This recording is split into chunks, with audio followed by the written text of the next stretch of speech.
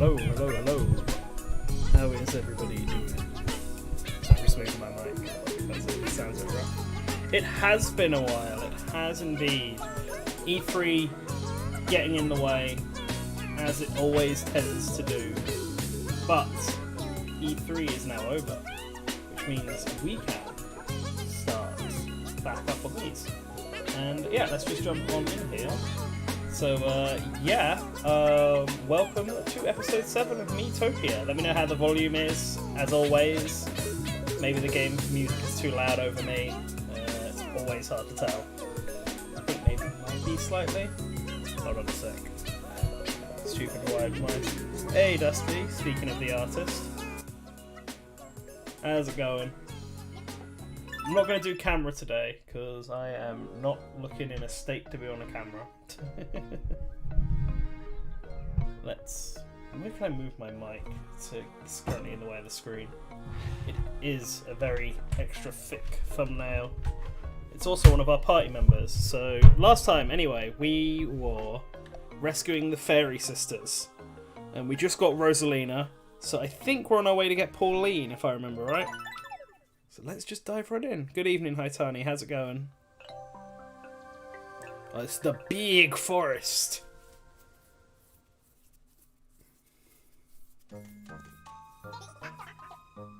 Oh boy, I forgot that tails look like that.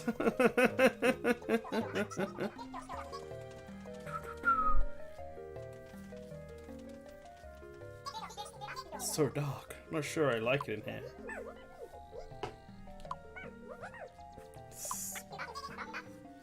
Oh yeah, they're elves, not fairies. Whoops.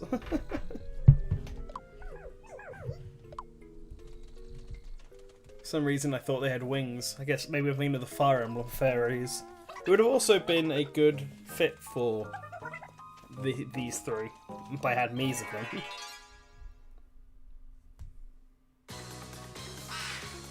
This is new.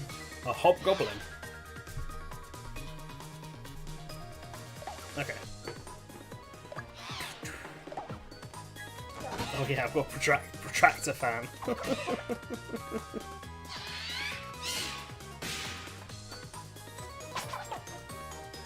Oh.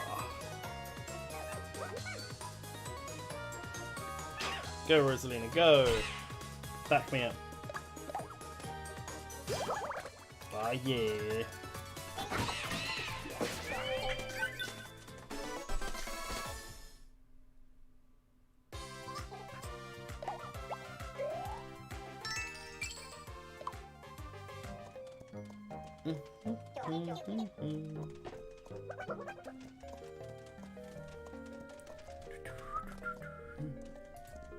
Ooh, a chest. Nice. Nice forest nuts. Yum. I wonder who'll like them. I can't have them, I'm allergic.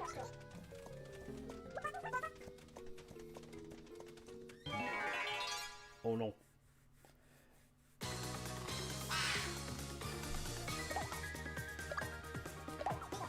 So what's everyone been playing today? I've had a rather productive day of gaming because I've not really been able to do any work. I mean, I've done a bit of work, but not as much as I'd planned to do.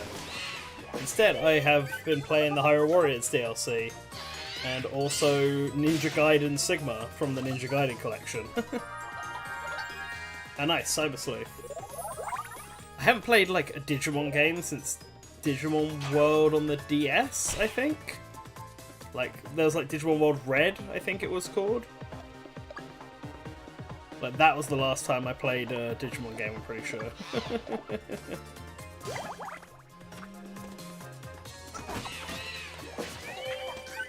See ya!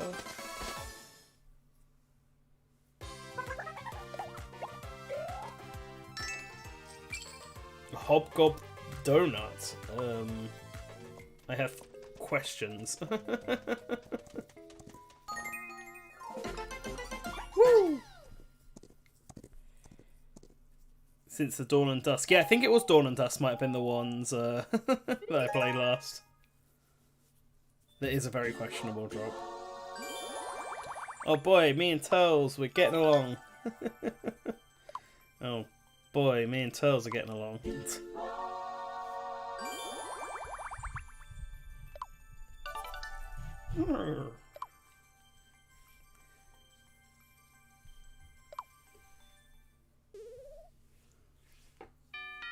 Hi, opening and all. Oh. Oh wait, we got a 4th pipe member now? Oh shit. I thought it was going to be a while from when we had that. That's, alright then. Nintendo Switch console? Nope. Nope. Miitopia save. Okay, well then, in that case, the last party member is going to be the only other Source Gaming team member I've got a Mii for, which is Mango. Or Fjord, as his Mii is apparently known. So, what was I going to make him?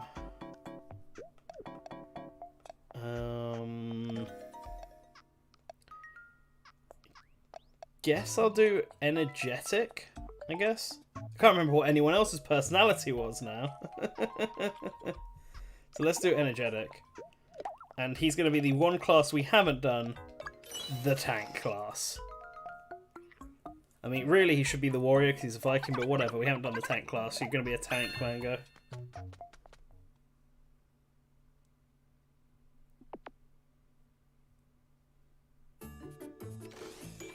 Can't believe the tank class is like actually a tank. That's such a brilliant idea. And hey, he looks like an Advance Wars tank now, which is fitting.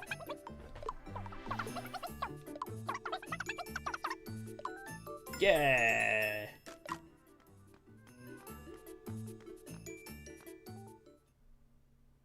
Yeah, he's a modern day Viking.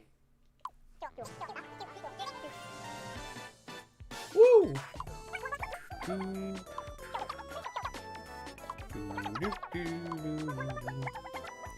What were you up to, Fjord? You're just waiting here in the dark, spooky forest.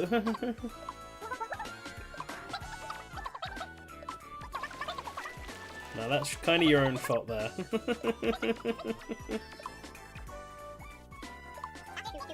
We found you at last. I just realised our Nacho party now has Sundays.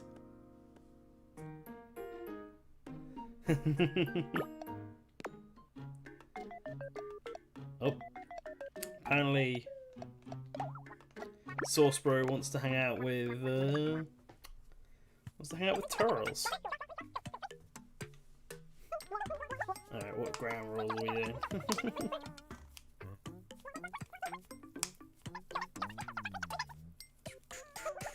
Yep, keep being clean. Keep the entire world clean is very it's a very optimistic view.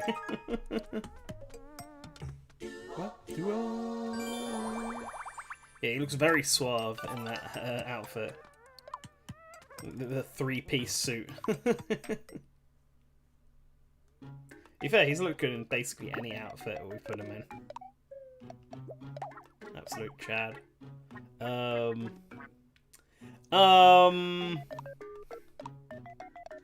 gonna have to get it, but I question that. The peasant gown. Okay, sure, let's go for it.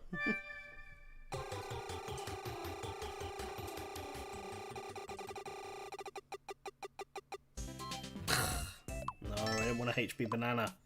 So useless. Alright, let's try this again.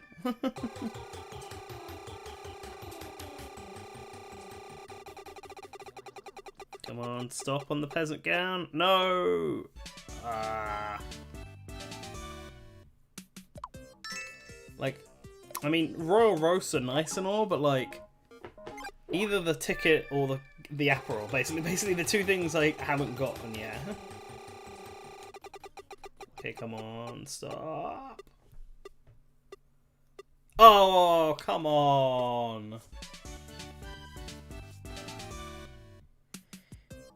Yeah, I could go grab the Amiibos. I've got so many of them. Just stock up on a ton of game tickets and break the game wide open.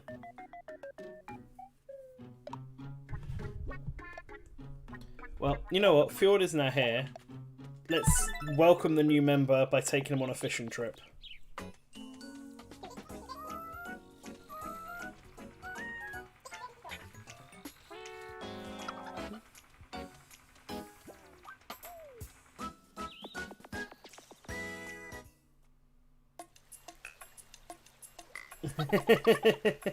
He's like Lysander from Pokemon. The world must be made beautiful.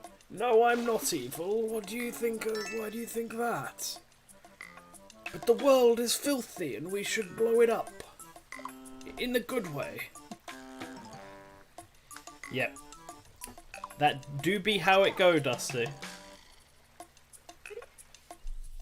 You gotta keep your tanks, you know, treated well.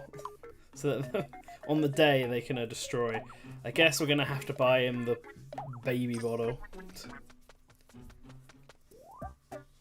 It's not for him. It's for all the babies we're gonna be beating up, I guess. That didn't sound good either, to be honest. Guess it's a concoction. No one wants gold. Okay, eat grub.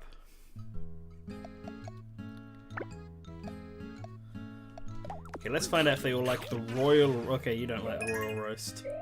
Damn. Considering how good of a meal it is. Instantly filling.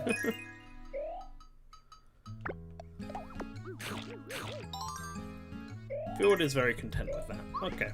Good for him.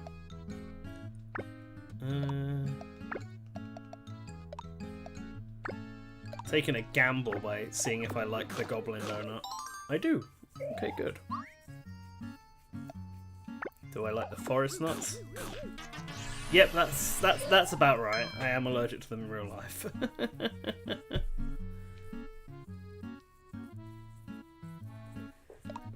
Yeah, that's the way to think about it. BW, that's the way.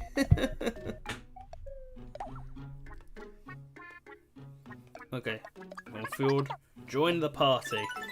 Be invited into the friend quadrant.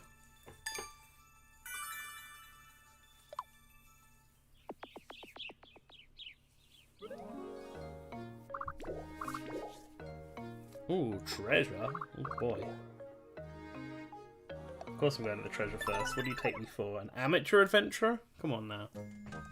Let's get this done.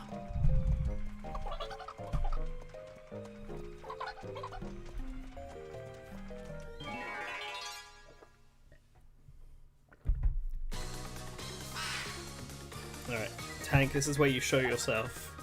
What is it that you can even do?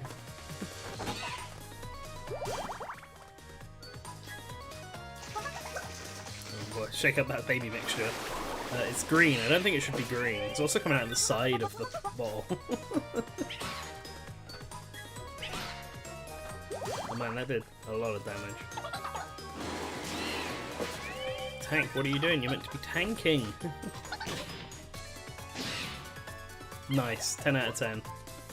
Should I say 1 out of 100? Any useful ranks there. I guess baby food is a lot of gross looking colours. What a breeze! Yeah. Sweet. Use the life force of flowers to greatly restore HP. Nice. Human cannonball. Oh boy, well we're gonna give it to Fjord so he can actually try and attempt to catch up. Really? More hobgob donuts. Sprinkles.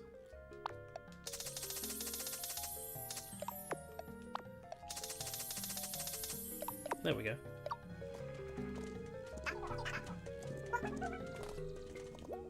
Okay, open the chests. We open every chest, even if it's a trap. That'll just be how we roll.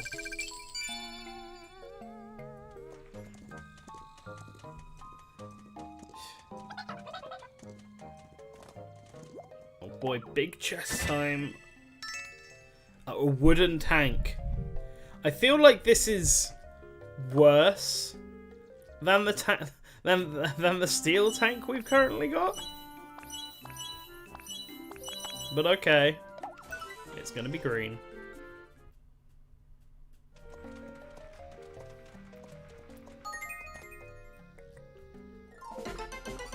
Woo! I mean, I'm assuming it's made of some kind of metal, right? Unless it's like a plastic tank he's wearing. Whoa, gift of the divine power. I wonder what the world record is for the most people saved. Well, it's probably whatever the max limit is, so I guess I should rephrase that question. I wonder what the max limit of the for people you can save is in this game.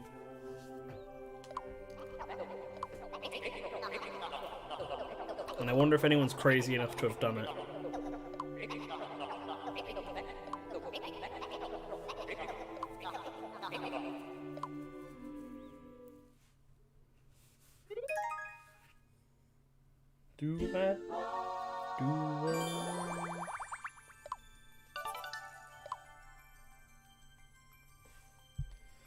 That's why I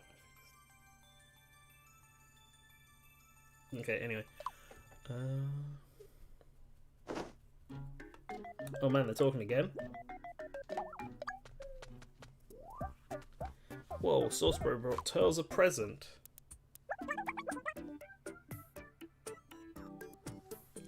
Show us. What did you buy? What did you buy, Turles?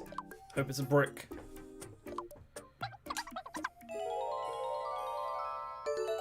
Perfume. Huh. What are you trying to say there, bro? I mean, I know Turles is some kind of strange monster, but it's a bit rude, no? Bit rude? Oh, he's happy with it, so... Wow, he's very happy with it. Brick-scented perfume. My favourite. Smelled just like a new construction site. Okay, no one was jealous that time. Which is probably for the best.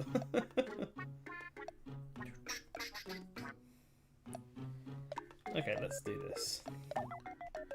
You want to buy an acorn shell. Now that's got to be weaker than plastic, right? Surely.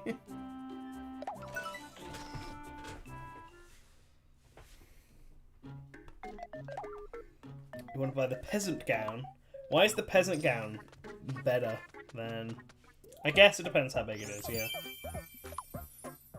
I mean, being pelted with a plastic anything isn't the funnest. And so being pelted with a big acorn is probably equally not as fun. Time to eat some grub. Okay, so you don't like this, but we don't know what you feel about this, so you're content. God is content. They do have a pointy end, you're right. And what does everyone feel about the hobgoblin donuts? You don't like them. You don't mind them, so that's all good.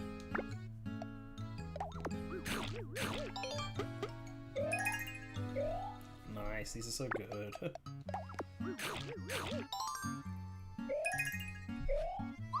That's a good way to get your stats up. I share.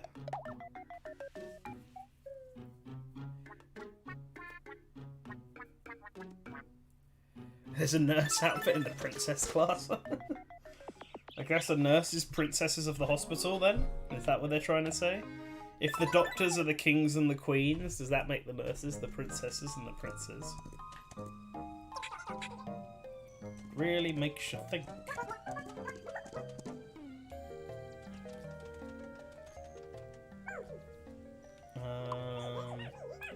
Chasing the Dark Lord pushed us, and yes we are.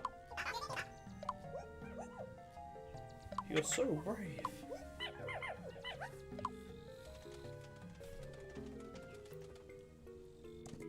It's okay, Rosalina, you're like a space goddess. You're plenty brave.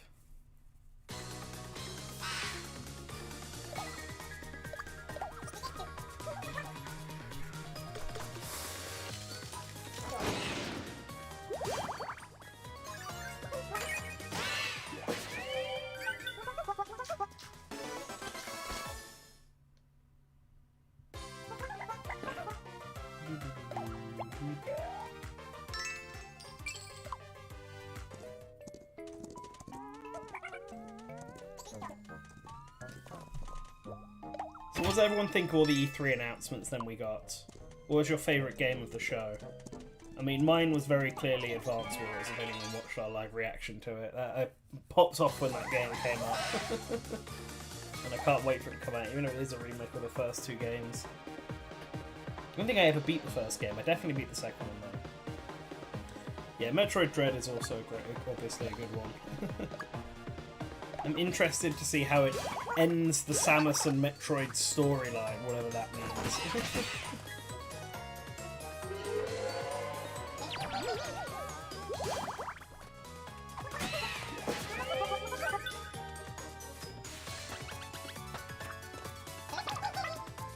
Oh, Fjord, you're evil.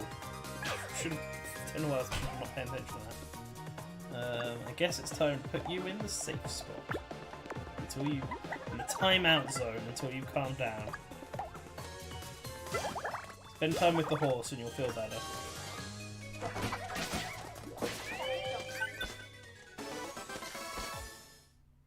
Yeah, Advance Wars is great. I noticed that they're using. I'm very curious, actually. It's something I'm thinking maybe I'll go. Might even just directly ask Way Forward and see what they think. I'll see what their answer is. Because the characters are using a mixture of like their Japanese look and their American look. Like, I'm pretty sure Olaf. Unless, then again, I should double check for Olaf. Maybe you can't actually tell which look he's using. But Grit is definitely using his Japanese design, not his American design.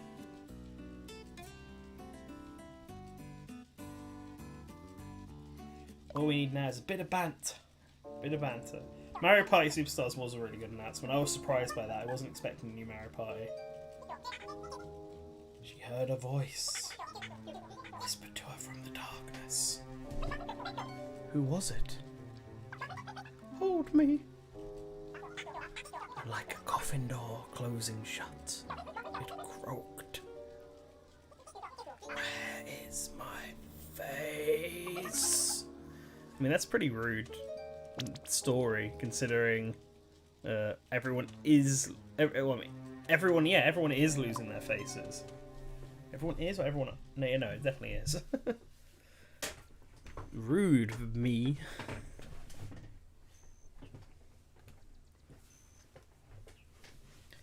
Yeah, I'm guessing WarioWare's being made by Intelligent Systems?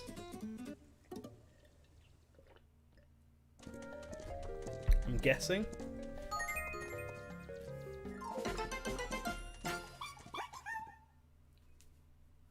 Hey, Purple.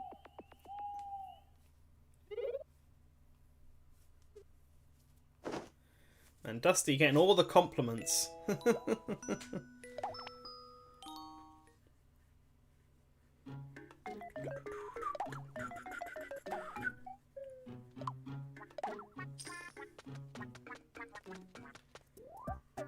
WarioWare 3 houses. It's where you can date Claude in a minigame. I am curious what that minigame actually is. Do you have to pick an option based on what he says? Black Iron Fan. Okay. Sure.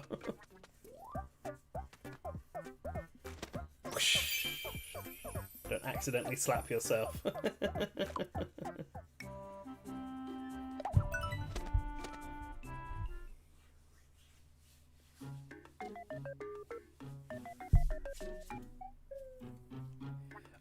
Was Penny not shown in it? I thought she was there.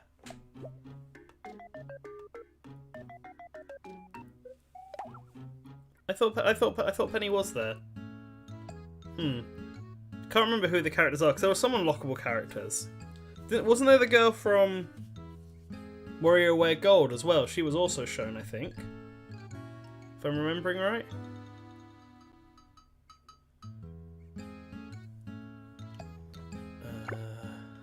Guess you can now try the donuts. You're content with the donut. Nice. The Banshee tears. Oh yeah. Does anyone else other than Source can like them? Turs? Turs doesn't mind it.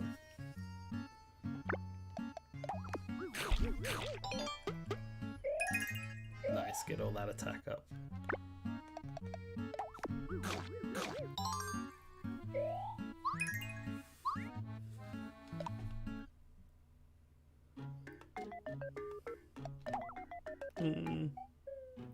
Yeah, you need to establish a relationship with that horse.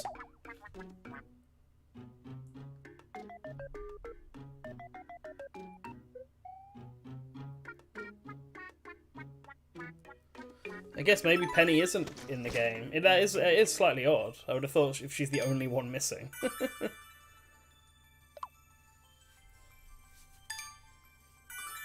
I guess they'll...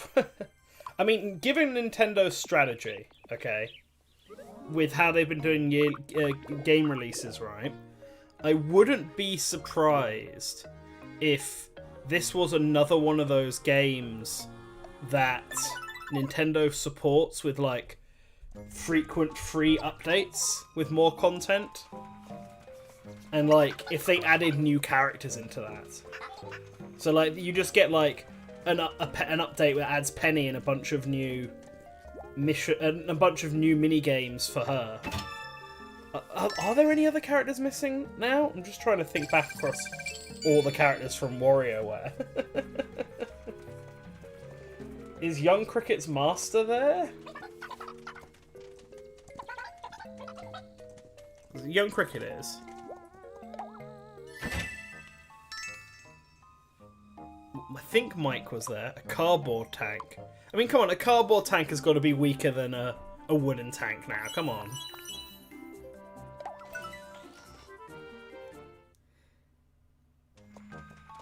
Okay, so he is there.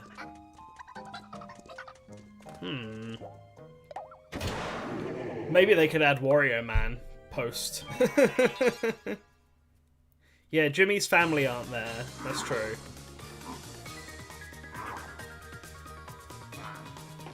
Time to turn all those characters he made for Crazy Galaxy into, like, real war. Oh, instantly killed me. Oh my god. Jesus, that's terrifying. What skill are you doing? Life do. He's gonna bring me back to life. Awesome.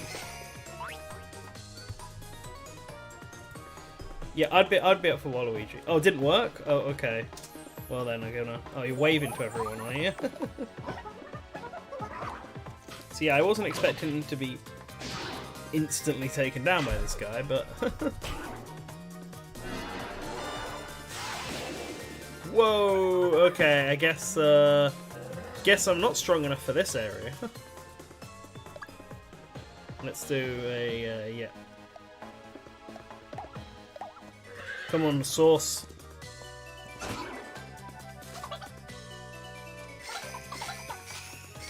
Come on, Tails. Ugh.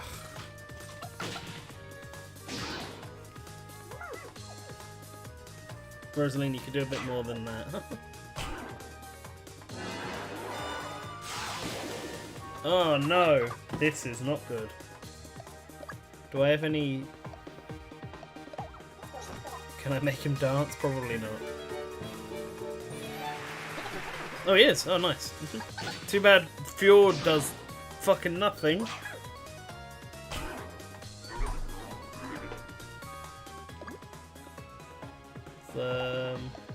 Guess let me give you back all your MP.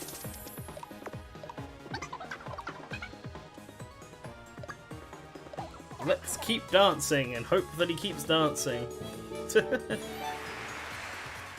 yeah, there is the rapping girl is definitely in the game because she seems to appear at the beginning of 9 Volts cutscene, but maybe she could be added as a playable character later on. That's always an option. Thanks, Helium. It's nice to have you here, even just for a bit.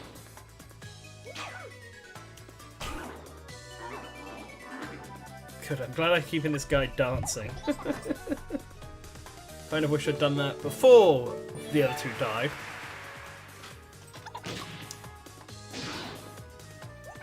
Slow chip damage.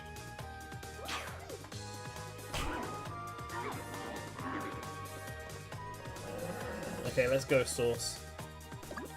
Before we do that, I'm just gonna put some of that on you. got to attack with... Well, he's nearly dead. Okay, good.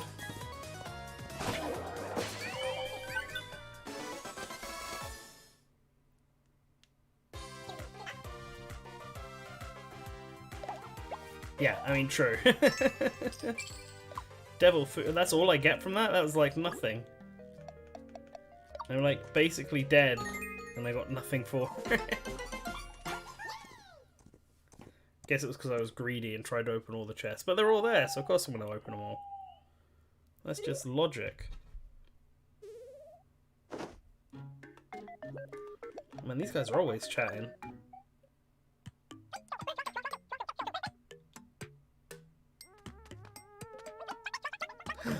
Oh no, Tails is going to try and change his look. Alright guys, we're going to be judged. We're going to heartfully judge. No, I don't think it's very good luck. It's too short for him. I mean, Sauce Pro seems like it, but he's probably just being polite.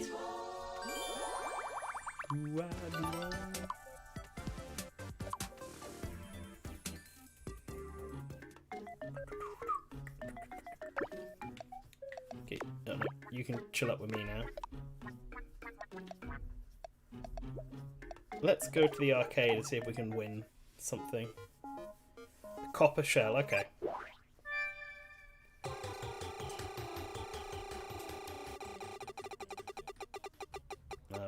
Please be forest nuts. I'll take the forest nuts over the HP banana.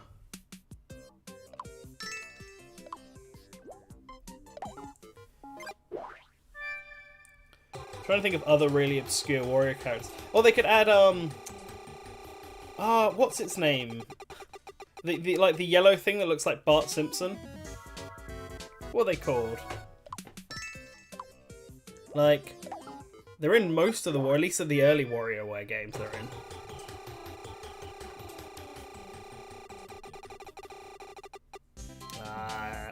Frank, yeah, exactly.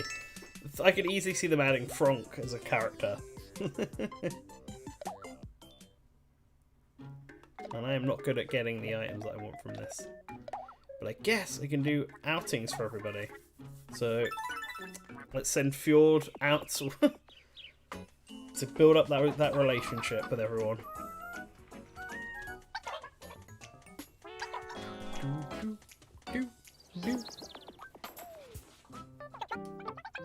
Yeah, it's fun.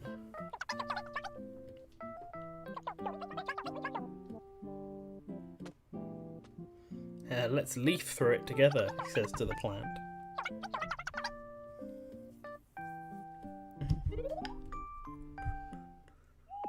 Surprised they didn't show a Fire Emblem Animal Crossing DLC at the Switch at Nintendo's E3, because there's no way they're not working on it, right? It's absolutely happening.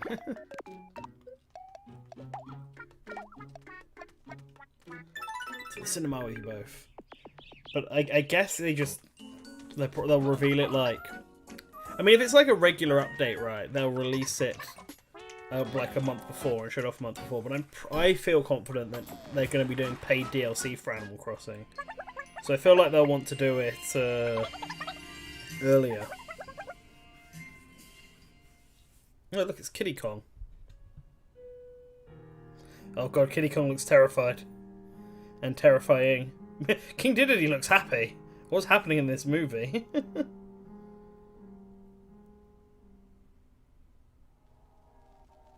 Oh wow, it's just been a long movie. Are they watching all 3 Lord of the Rings movies back to back? Oh no.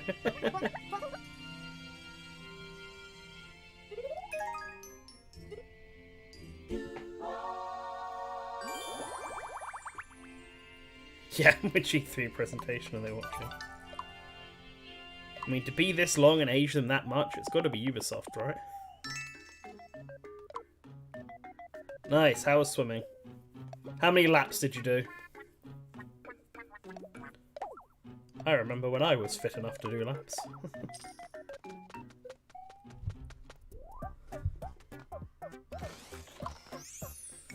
And this is a much sharper shell. Well, what were you doing swimming then, Doctor? Seems like a bad time if that was the case. I just want to put you guys together. Oh no, I need you and the horse to get along well. Let's do like this. Eat food.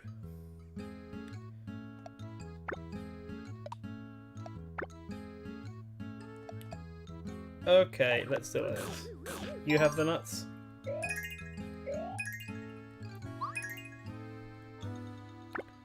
You have the nuts.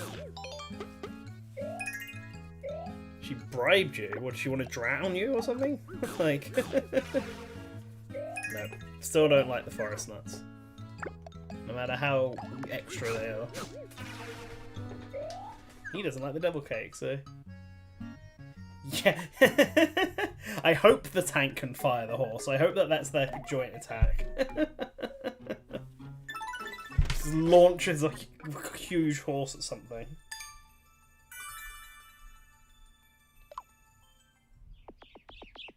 Is the heaviest thing in our party, so it would definitely do the most damage.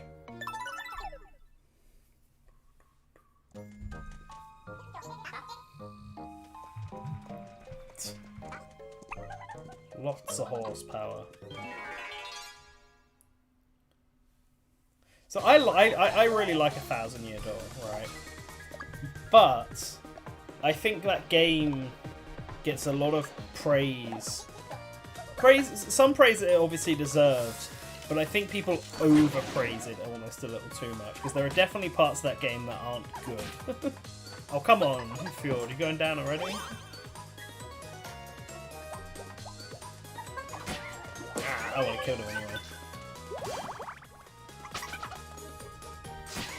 Like, there's so much talking at the start of 1,000 Year Door, like way too much talking. It's very much a tell don't show tutorial in that game, which I know a few people who've been put off by and then not played.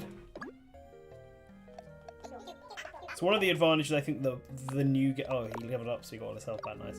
So one of the advantages that like I think the new games actually have over the 1,000 Year Door is that it doesn't do that. Like, you get pretty much straight into it. Up on top of the volcano in the far east. Of course, it's evil. Carcaton. Yes. You can be just like me, Rosalina, by stealing my face. Yeah, 1,000 Year Door has good characters. Gold? Always gold. Who needs snacks? I've not played Plants vs. Zombies, so I'm going to say Bloons Tower Defense is the better tower defense game, I guess. Whoa, gold schnapps! Oh no, I mean, alright, it's a good thing that the tank is defending me, but he's also super weak, so...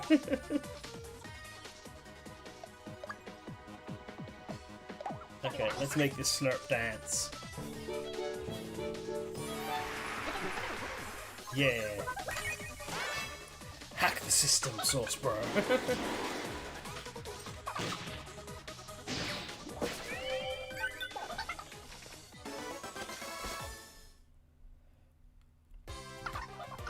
Like, I'm not the biggest tower defense person, to be honest. Like, I played a lot of Bloons when I was at school. On PC and then on my phone. And then I played the South Park tower defense game for a bit. And I played the first Dylan game, but I got a bit bored of it. I never picked up the second one because of that, but I do have the third one, I've just not played it. I'm going to have to play them all eventually when I get around to making videos about Dylan, but for now, I'm not.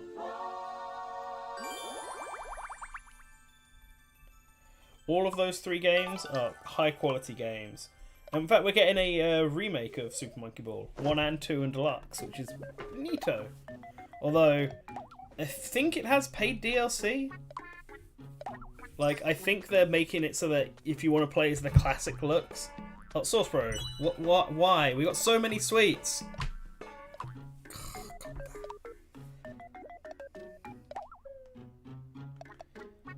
Go to the seaside.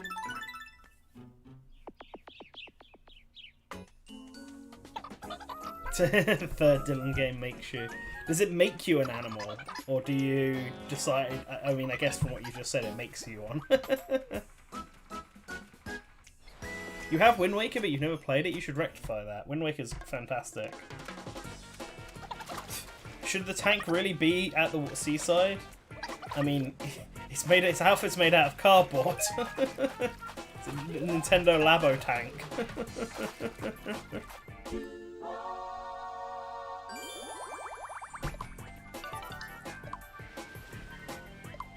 It's a shame the Monkey Ball collection did leak, but oh well. It's cool. Like, as long as it plays well. I mean, I'm interested in picking it up. I think the way we're going to do it here is that my housemate's going to pick that up, and then I'm going to pick up Metroid, and then we're just going to split it. It seems like the best way to do it. Okay, let's go. Let me and you this time go to the cinema field.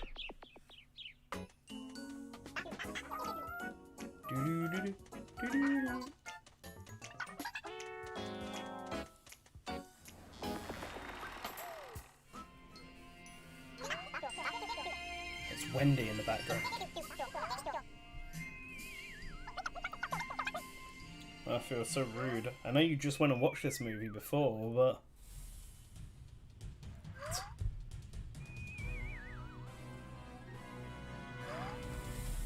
Whoa.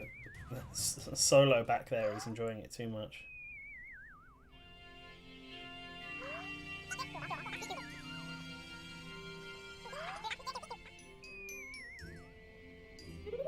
He's got no strength left. He's powered down.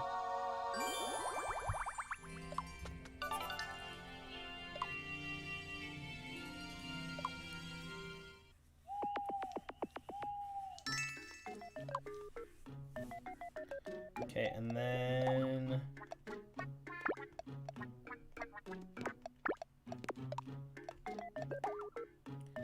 let's send you guys to the Botanical Gardens.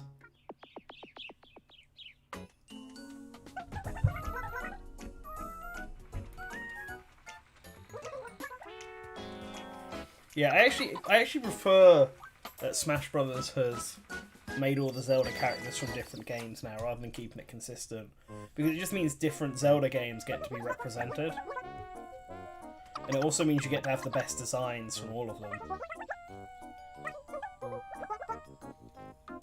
I kind of just wish Young Link was Majora's Mask Young Link instead of Ocarina of Time Young Link. That's really the only thing. Or they could have done Classic Link, like that would have been really cool because technically the NES Link is a young version of Link. It's just that they don't call him Young Link. So, whatever. The Banshee Tears.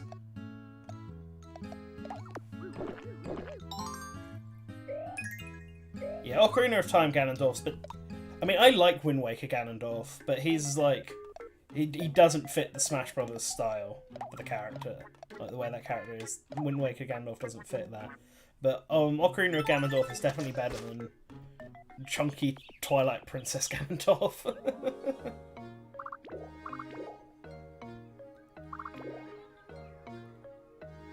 Yeah, Nintendo's official timeline was absolutely like peer pressure to get a timeline out there. And I'm personally of the opinion that at this point in time, in like with Zelda, where they're just gonna have to keep making new ones, they're either gonna have to do what I think they should. My personal theory of what they should do, and I'm gonna explain this before we move on, is that Breath of the Wild should be the new canon timeline, and that all the other games should be like legends within Breath of the Wild, because then that gives you more flexibility to like reposition them and stuff. Some people might think that they come after this sort of story, others might think differently. Like, you could sort of make that excuse, and then you can also do stuff like just remove Minish Cap, Four Swords and Four Swords Adventure from the timeline because the latter doesn't make sense in it. And Skyward Sword has basically replaced Minish Cap, so You could just have them be their own timeline, and then add. I don't know. I mean, you can either keep the rest of it where they are, or add a link to the past after Twilight Princess, and just have it be like Ganondorf came back.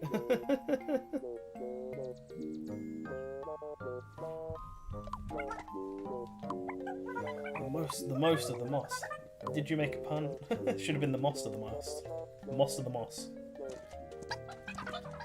Yeah, that's what I think. I think they should embrace the legend part of the Legend of Zelda, seeing as the Legend of Zelda as a name doesn't actually make sense anymore. Because the Legend of Zelda in universe is meant to explain why all the princesses are called Zelda, but the Legend of Zelda happens towards the end of the timeline now, and only in one timeline, so it doesn't make any sense. So recontextualizing the series title to be that these stories are legends, and whether or not you want them, whether or not they exist within like a pre-existing timeline. I personally think that's cooler, especially because it reflects the real world in a way then. Because, like, take for example, this is always my go-to example for this theory, but like, you have Athens, right, in Greece, and Athens is very obviously named after the goddess Athena, who was like the patron saint of Athens, or patron saint, the goddess of Athens. So places in the real world are named after, you know, mythical people, like gods and stuff, and I'm sure if I looked around, I'd find places named after heroes and, like, you know, ancient people and stuff like this. And, like, in Breath of the Wild, obviously loads of places are named after... Like, basically every place is a reference to one prior game in some way or another. So it's like, if all the previous Zelda games were legends within the Breath of the Wild timeline, then you could say that each... Like, this is why all these places are named like this, because they're all named after the different legends. And then you can sort of use that to be like, well, you can sort of tell which village and town, like, what are the legends that they prefer telling, because you can tell how many people are named after it there. Like, the Rito obviously would tell the story of the Sage Medley and the Wind Waker, and so all of the areas around there are named after old Wind Waker based Rito and stuff.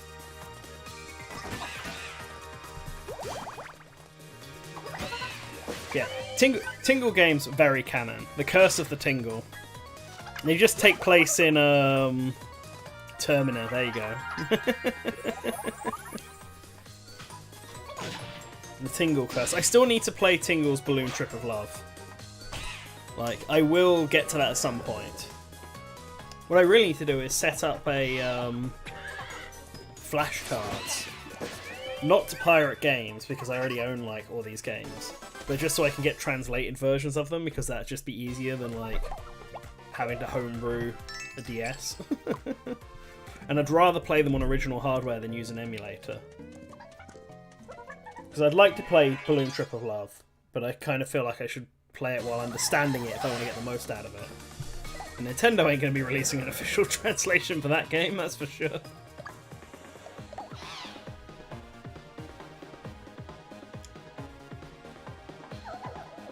Yeah, so like the reason that they have an idea for where they want Breath of the Wild to be in the timeline, but like how Breath of the Wild is all about forging your own path, they want people to forge their own opinions, which is probably better than telling people where the timeline is, because they did that in Skyward Sword and people just complained about it.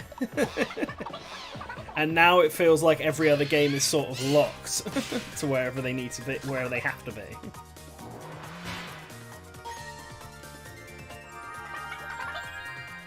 Give us the power of the plants.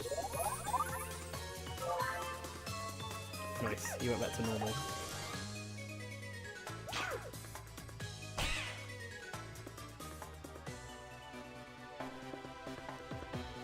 Yeah, Kazuya getting into Smash over Heihachi is pretty fun, but I think Kazuya's probably more interesting than Heihachi is. As much as I like Heihachi, Kazuya is basically just him, but with devil powers.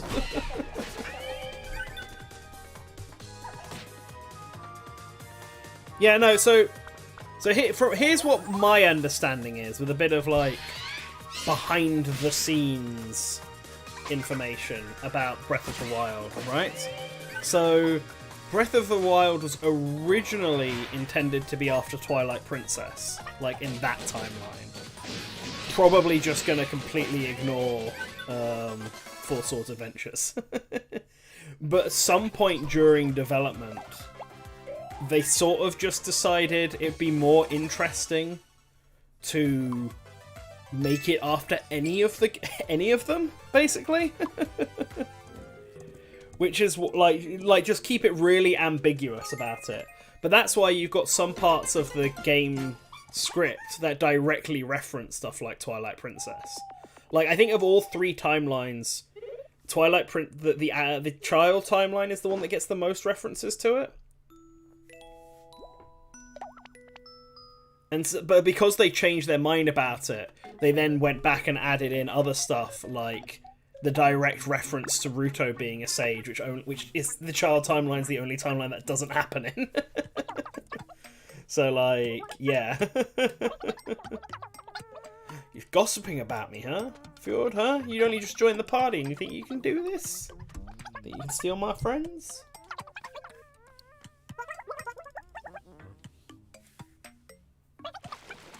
Yeah, cry for me.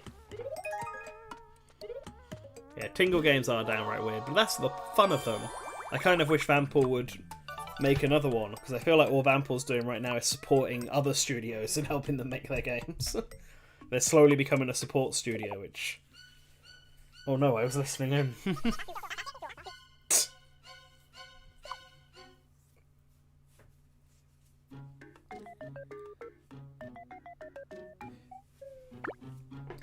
Yeah, I need to play more Onion games. I really liked Moon. Moon was a really good game. So I would totally be up for playing more of them.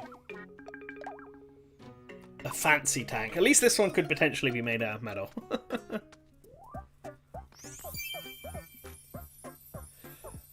Ultimate's better than you can. We've been fan follow Tekken forever, especially after Sakurai kind of said he had difficulties trans. Yeah, like, that was the thing. Whatever Sakurai says, don't believe him, because he'll eventually somehow solve the problem. Like, believe him at the time, but never doubt that he might be able to find a solution if he wants to. He said Villager wouldn't happen. He said Pac-Man probably couldn't happen. He said Mii's would probably be boring. And now look at all of them. It's all been solved.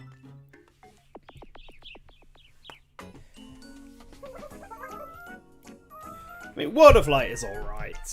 Like, as like an event replacement, I think Spirits are actually pretty cool. And World of Light is basically just a event mode with context. That's the thing, if you're comparing it to stuff like Subspace Emissary, it's a bit naff. But if you're comparing it to event mode, which is really what it's replacing, I think it's pretty good. Oh, whoa. I didn't realise I had the button held down.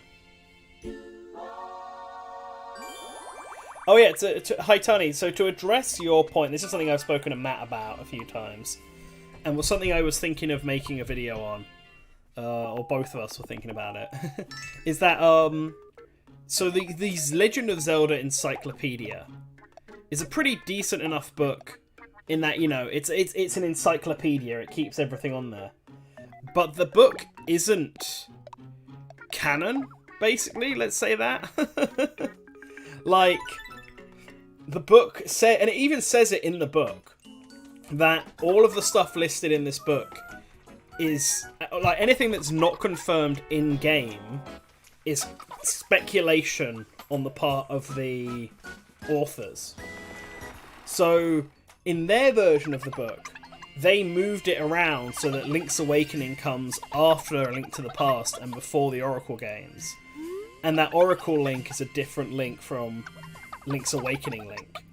However, that's not what the original Hyrule Historia said. Crowd member number 5. Yeah, but anyway, yeah, so the Hyrule Historia says it should go A Link to the Past, Oracle of Seasons and Ages, Link's Awakening. And that timeline makes perfect sense.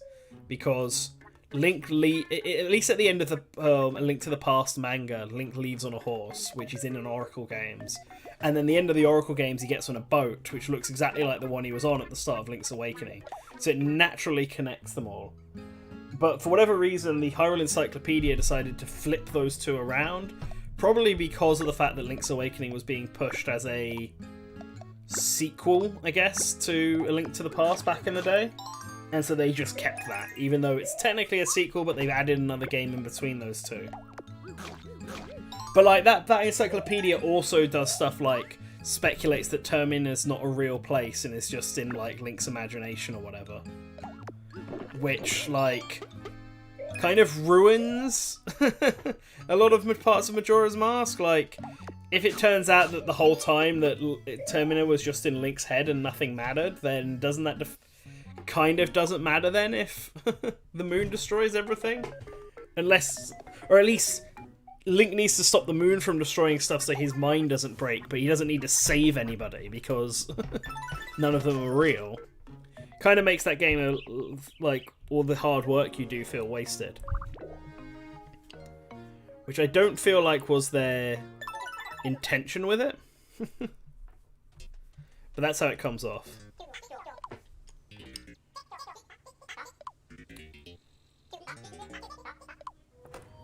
The tablet fits! Yay! I think there's just a chest on this side. But I shall take the chest.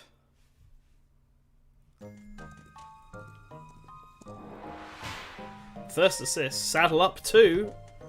Oh shit, both us and Sorcerer. What is the relevancy of this though?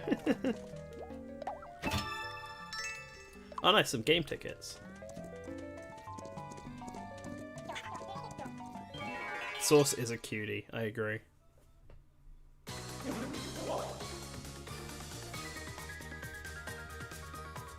Marketing Link.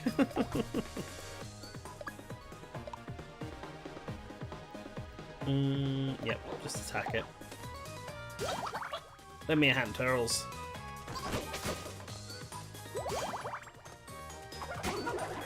I'd like to make a Nintendo-themed encyclopedia though one day, because I would definitely not keep it mainstream. Like, you'll have Mario and Link and all that in there, but I would definitely try to include like one thing from every IP that Nintendo owns or something.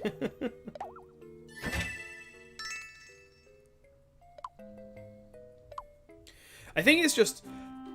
Yeah, I mean, yeah, so the event mode forced characters and has slightly more like...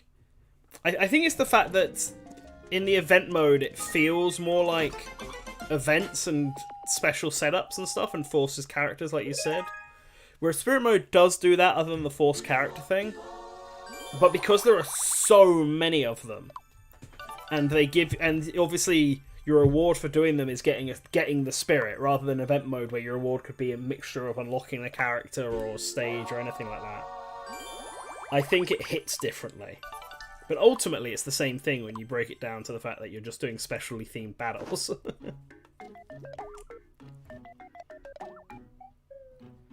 Polka dot tank. Let's see if I can win it here instead. Cherry blossoms, let's go. But I really don't want it to be an MP suite. I'll take the Snurp Radish, as long as it wasn't an MP suite. Okay, come on, let's get the Cherry Blossom. Yeah! Please stop. I was getting worried then. Who's this for? Oh, it's for Turles. It's so disturbing. The way he moves is just... Eek.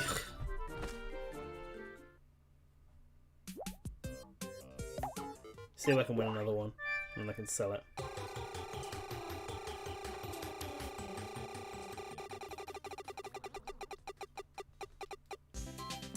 Nope. Wasted it. Yeah, Turles. Turles the something.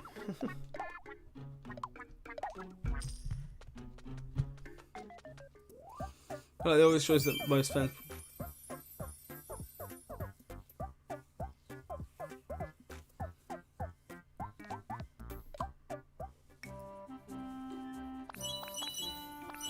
So I think one of the reasons I really like Kazuya is because Kazuya is like unexpected. Like he wasn't one that everyone was talking about, so he was like a surprise again when he was added.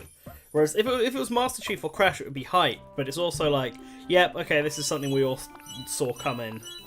This was gonna happen eventually, sort of thing. Whereas Turles doesn't. Turles. Kazuya doesn't give off that vibe. And that's kind of cool.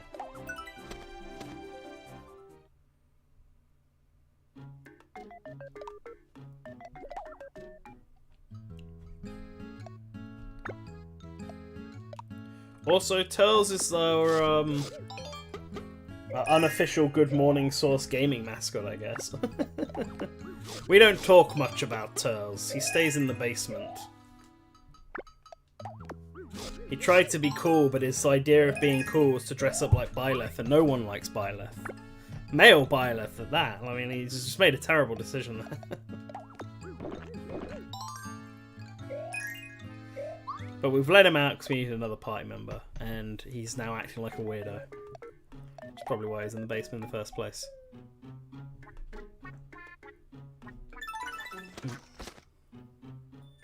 Yeah, Tails is the best Tekken character.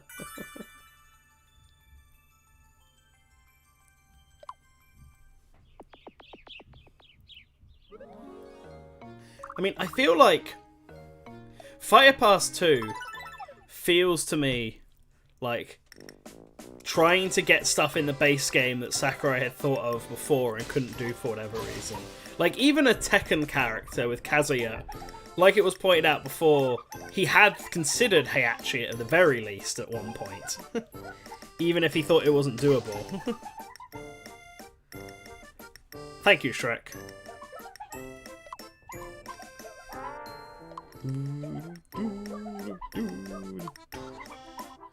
Yes, share with me the elven potion. Bon appetit! This is my forest.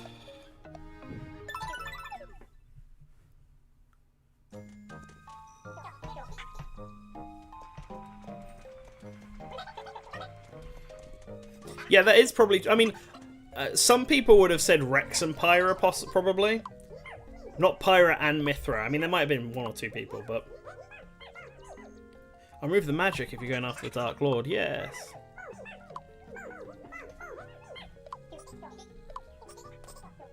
Thank you, Rosalina. Do it. I feel like some people would have predicted Steve. Some people would have predicted... Rex and Pyra at the very least. I don't think anyone would have predicted the rest. Oh, we get into a boss. I'm actually genuinely... Oh no, Pauline's face is gone. I'm actually genuinely curious if anyone put Kazuya down on our like Mega Smash poll. I might go back and have a look.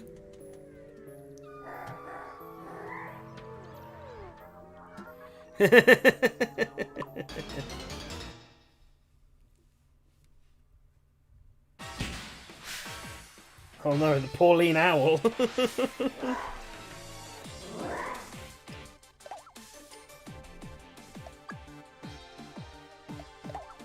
Can I make it dance? Probably not. My pizza fan. No, it doesn't want to dance. Go, Turles, ride it into battle.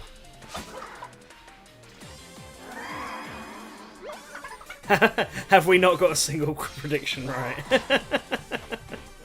Rip us.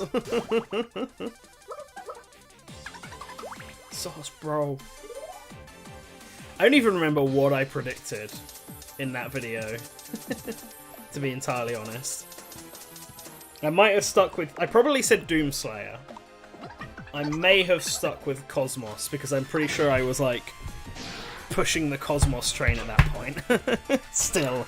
Although really the only reason I had Cosmos in there was because I wanted there to... I said there was going to be a Xeno character, and I couldn't see it being Elma or Rex, so Cosmos being third party made sense. Oh, was I not on it? Okay, never mind then. I am still right. I am fine.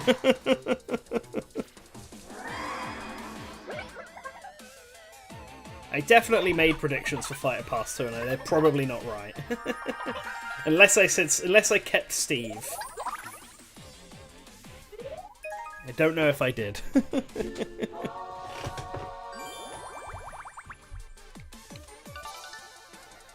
Like, I definitely didn't have another Final Fantasy rep. I definitely had Doom Guy. Definitely didn't have Tekken. Definitely didn't have Min Min.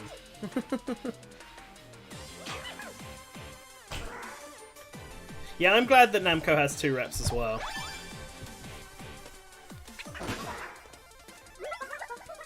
Yeah. See, I think I was like a big component of the Cosmos train. Because my logic... So, here's my logic for Cosmos, right? I had heard, behind the scenes, that they were considering a Xenoblade character for Smash Bros. Ultimate. Like, I heard this before the base game even came out. Which, now that I think about it, that rumour has eventually turned out true.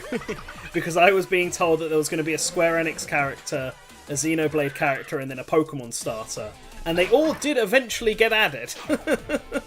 Just with DLC. So, depending on how far back they were planning that, that rumour might have... That source might have actually been correct. But yeah, so like, I was being told that there was going to be a Xeno character in the game. But I was pretty sure it was... So like, I was pretty sure that it probably wasn't going to be Rex and Pyra, because it didn't match up with the timing for the base game. This was for the base game. So I was predicting Elma. But obviously when that didn't happen, then we had DLC. I was just convinced, because I was pretty sure, like, okay, Hero's the Square Enix rep I was told about. They're probably DLC, and they were DLC. And I was like, cool, so they probably just moved the Xeno character to DLC. But because of the Rex Mii costume, I figured they wouldn't do a Xenoblade 2 character. And Xenoblade X's time had passed at that point. So I thought, oh, well, maybe it's not just Xenoblade, but it's Xeno in general. And in that case, Cosmos, who is technically in Xenoblade 2, and is owned by Bandai Namco and Monolith Soft, and Bandai are obviously making the game. Cosmos is that type of cult classic character that I could totally see, from a Japanese dev, I could totally see them at. So I just started pushing Cosmos hard. Okay, thanks Matt. Kazuya had 20 votes in our poll. That's more than Richter had when he got in.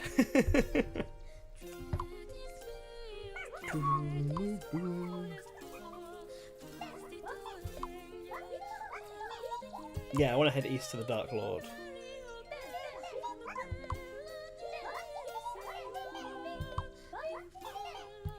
Onward, fairy sisters.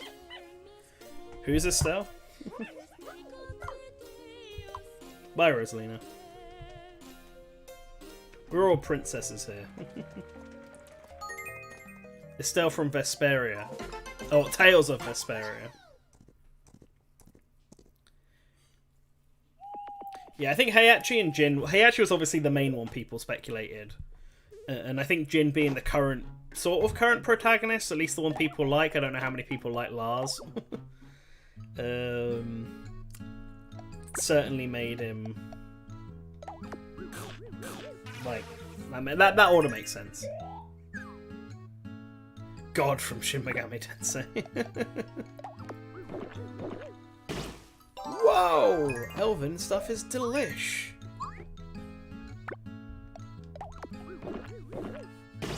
I wonder if everyone just likes this by default.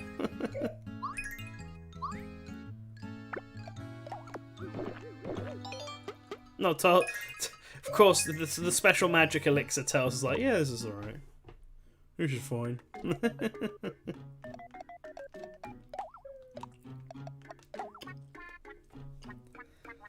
God judges Smash. Yeah, I honestly think that the final character could be a character from a game that hasn't been released yet. Like, or an upcoming game. I mean, that's kind of why I feel like a Breath of the Wild 2 character could happen. Because, like, I don't know who it would be. To be honest, still. But, like... that would... depending on, like, if they have a Breath of the Wild 2 trailer that reveals said character or something, they could have him appear in Smash first.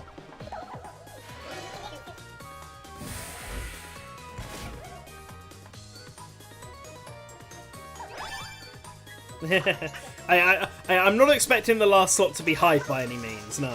It's never usually the case. The only time they wanted it to be hype was with Bayonetta, who was technically the last character revealed for Smash 4. And they obviously assumed that one would be big because of the Smash ballot and the winner of that. But it was always going to be a big controversy pick.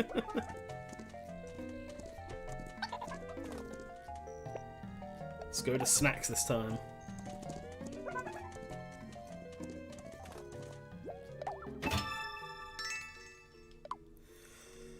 I mean, someone is always going to be disappointed by the last pick, no matter who it is. I really don't want it to be a Pokemon rep.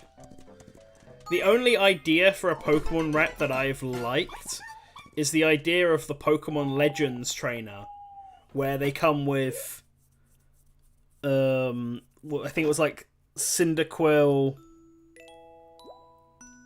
Cyndaquil, whatever Piplop's evolution is, and then Decidueye. Because A, it's 3 more Pokemon, but it's also 3 Pokemon from different generations, which is pretty neat. So, I kind of liked that idea. But that's been it. I don't really want a Gen 8 Pokemon. Not because I don't like Pokemon, but I don't actually like using Pokemon in Smash, except for the Pokemon trainer. So maybe I'm playing bias here. Yeah, I'm happy that it's Pyro and Mythra instead of Rex. If it was Rex and Pyro and they were like an Ice Climber type thing, like what Sakurai was discussing, I might be alright with it, because at least that would be super cool. Like, it could be done really uniquely. But I think Pyro and Mythra are better characters than Rex.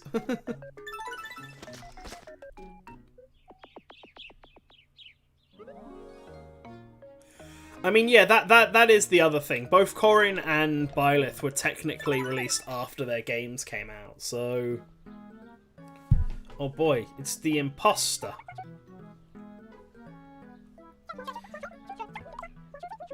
Yep, I know they're at the escape.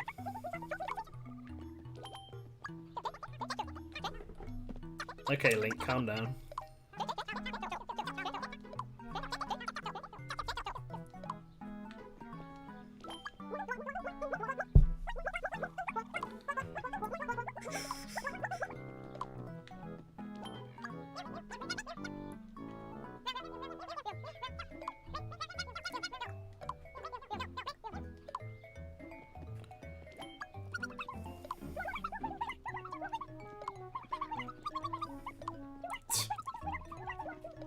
It's okay, Daisy. You weren't gonna have a chance.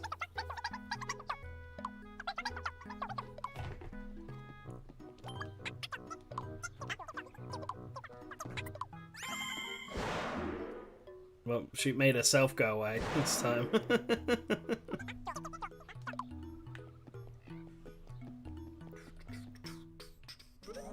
Amogus.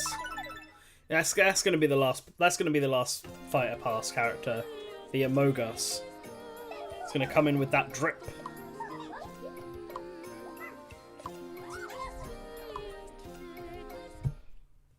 Go Fab Fairies. That's gonna be an Idol concert, really?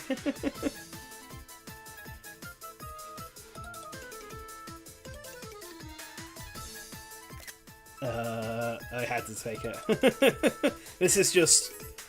I'm very glad I went with Petch instead of Peach for this.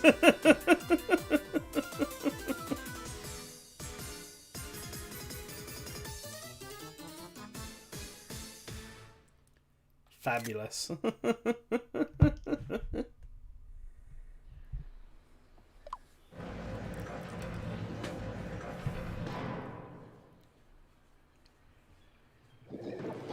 Oh, it's Push Dustin. He was waiting the whole time.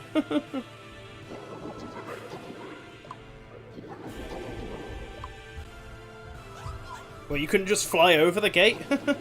In fact, why couldn't we go around the gate? Oh no, Petch had her face stolen this time.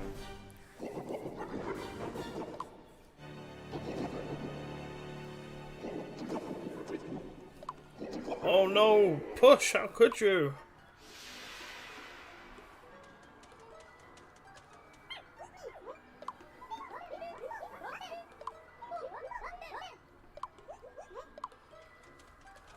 And then they leave.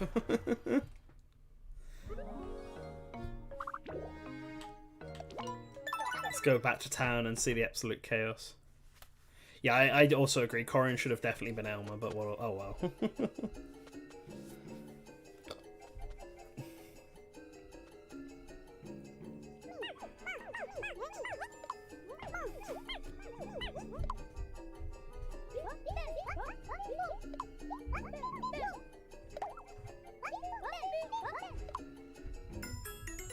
Oh, nice. Pauline joined the team.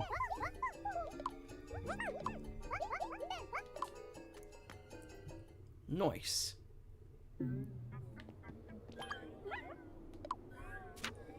Okay, where's the Amogus? Oh, Amogus Man is in the cave. Link. Okay, he's there. Interesting. Toon Link. Also there. I guess Lonk, you're also going to be there? Yeah, Elmer and Corrin were the only two characters that fit that particular... Oh, Daisy was just left behind!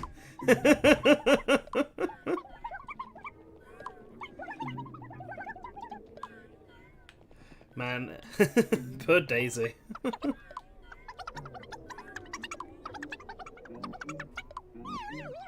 I'm president, you suck.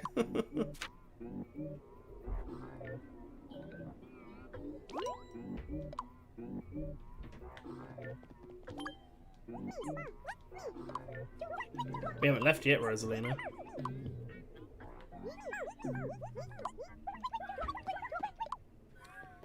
Yeah, what Pauline said.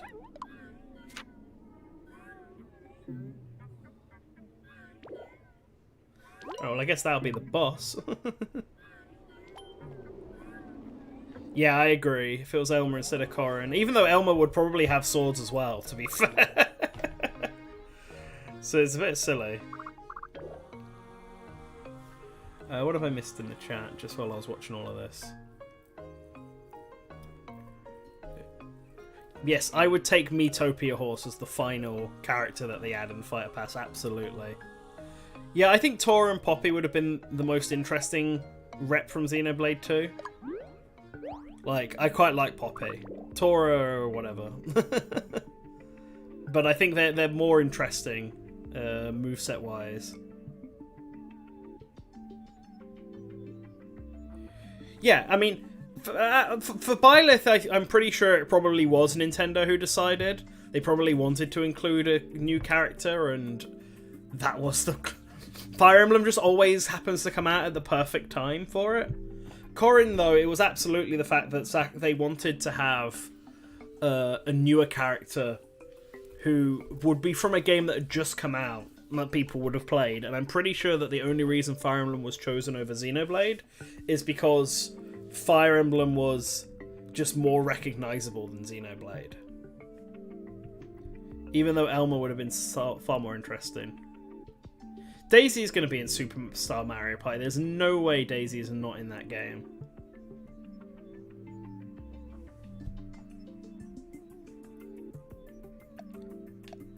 Yeah, I mean, if Elma... I mean, I'm pretty sure I did, like, an entire Dream Smasher on Elma. But, like, yeah, she would use a mixture of her dual blades and dual machine guns, I guess. And the mech would be reserved for her final smash. That's definitely how they would go about it. But Elmo just would have been cool. Although, I was thinking about it, right? And, like, Xenoblade X music is awesome. But it's absolutely all owned by, like... What's his name? Sawano, is that it? So I feel like the reason we don't have any Xenoblade X music in Ultimate is because he owns it all. So that could have been another thing against Elma. That actually getting all the content from Xenoblade Chronicles X might have been really difficult.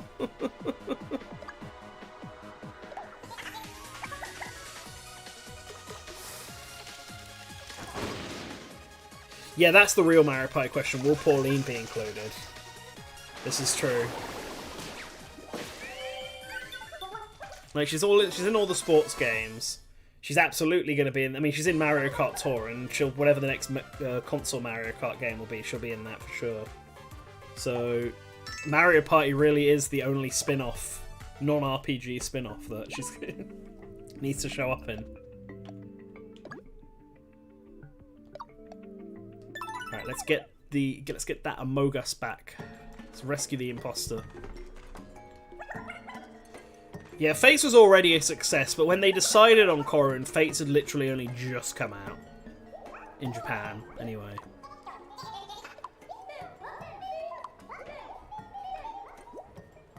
Do you think I'll be kicked out of the Fab Fairies? No, of course not. You're the leader of the Fab Fairies. What makes Pauline tick? Singing.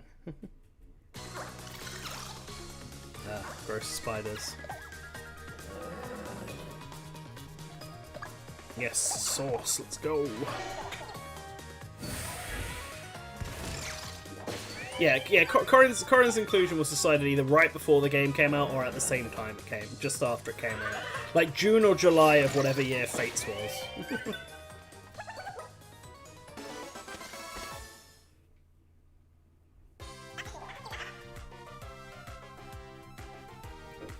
Man, Byleth being revealed was such a funny thing for me because, like, I was in, like, a work meeting, like, in person in, like, London, meeting a client, and the meeting started at the exact same time the Byleth thing did, but, like, the client was running a bit late by, like, just a couple minutes, so I managed to catch, like, the very beginning of the presentation, meaning that I saw it was Byleth.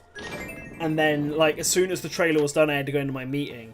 But I immediately knew what everyone's reaction was going to be to it.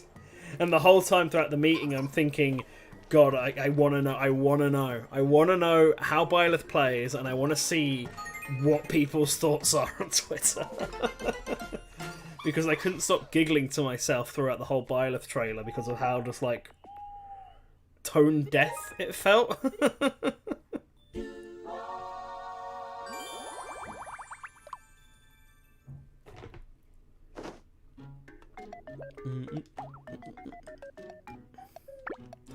Time for you to befriend the horse. The two of us to become better friends. Sure, you can become a scribble flower.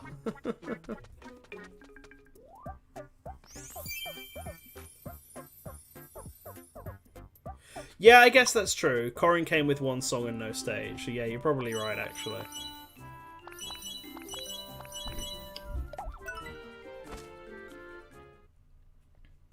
Yeah, Mario Party Top 100 was the collection. It was on 3DS. It was literally just mini games, I'm pretty sure, and no boards. Triss reviewed it, I'm pretty sure, and it was... Dude. It, like, wasn't very good, basically. None of the 3DS Mario Party games were any good.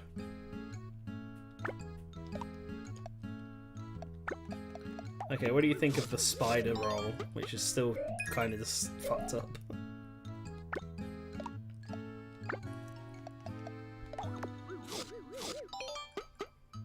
Nice. Hey, you eat spider. Oh no, apparently not. Apparently you don't like it.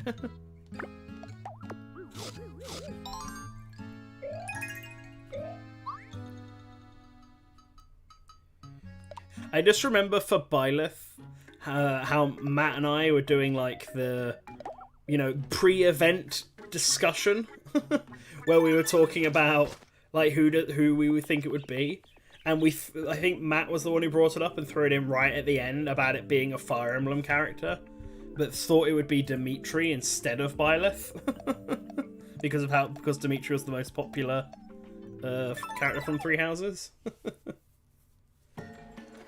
And it was just that little thing right at the end where we just like, but what if it's a Fire Emblem character? And then everyone laughs. And then the monkey's paw closed its finger.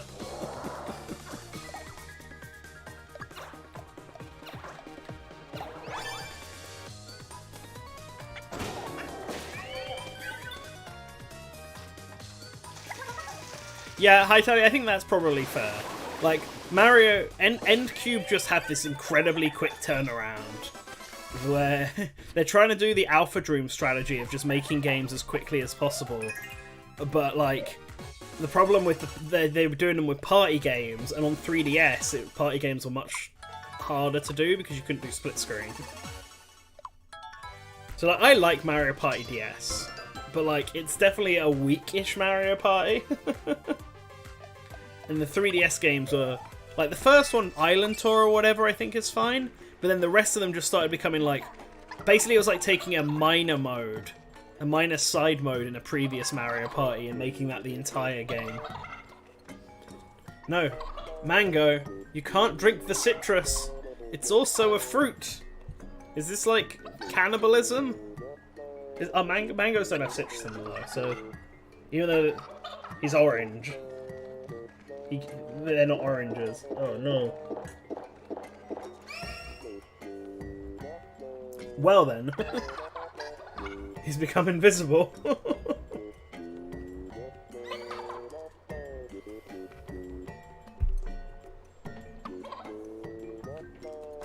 Boo. Also, the Ghost Godzilla, it's going well. How's it going for you?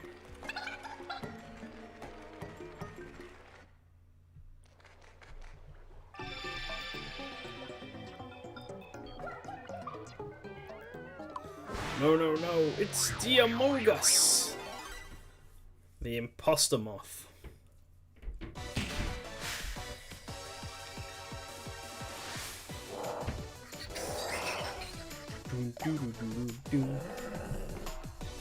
Yeah, come on, Source, let's just wreck shop.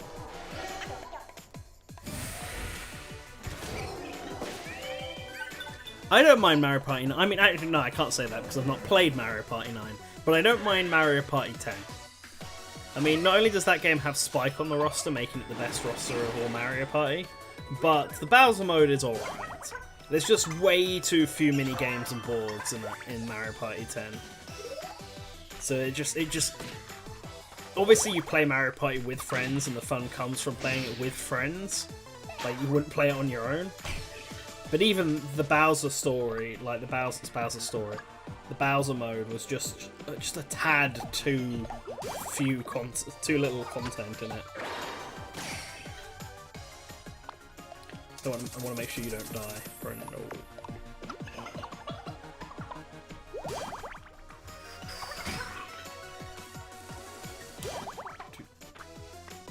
Mango's orange is natural.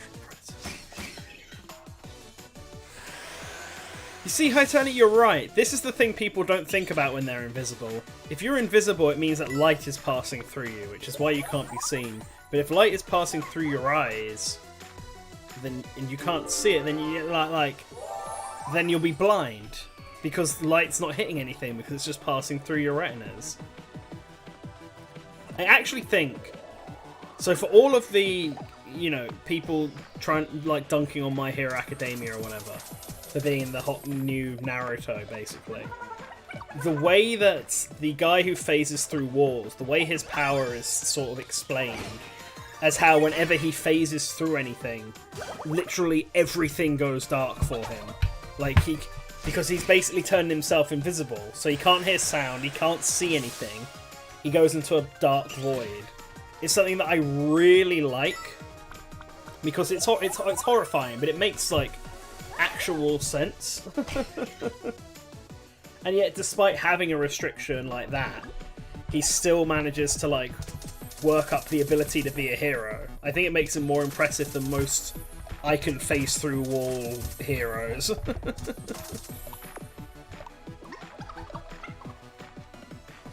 I've always really liked that part of that series. Even if it's now in its, like, edgy phase. I'm really curious how the anime is gonna... how people are gonna react to the anime, because they're getting up to the point that manga readers really started not liking the series anymore. And I'm wondering if the anime adaptation can save that a little bit.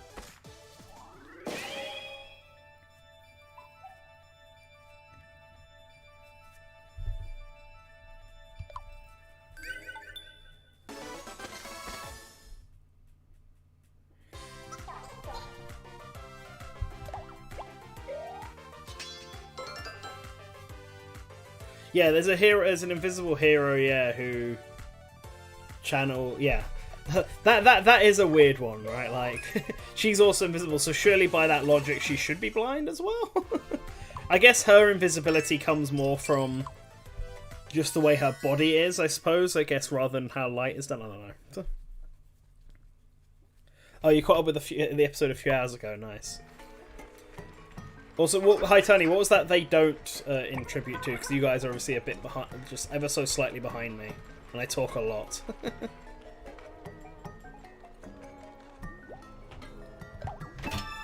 I mean, Yoshi makes anything better, so the series would absolutely go up.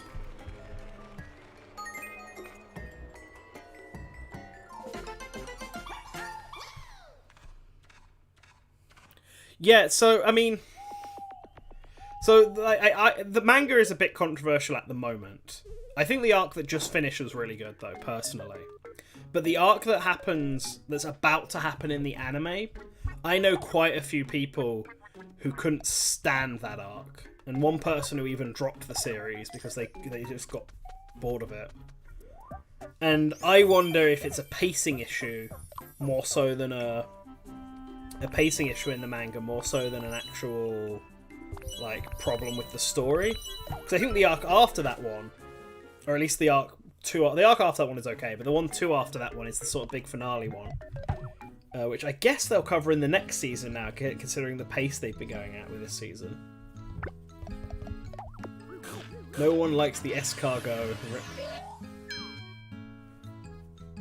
The current manga's, though, pretty funny, because it's like, without spoiling anything, it feels like a very different manga right now.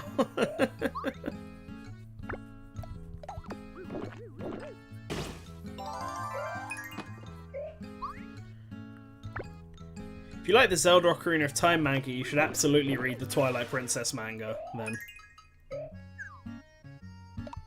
Twilight Princess manga is the best Zelda manga by far. Because it actually takes the time to set stuff up. Like, if the Ocarina of Time manga was longer than 2 volumes, it would have been even better, because they could have actually taken the time to flesh Link out and his relationship with the other characters. I mean, if you don't know about it, now's the time. You should probably play the game Twilight Princess first, I suppose, before reading the manga. But the manga is probably the best telling of that story. Let's get some game tickets while I'm here. I've got 4 Amiibo just within arm's reach. Just about within arm's reach, anyway. See, can you guys guess what Amiibo I've got? 3 are from the Smash line and 1 is not from the Smash line. Let's start with the non-Smash one first. I posted them all on Twitter recently, so...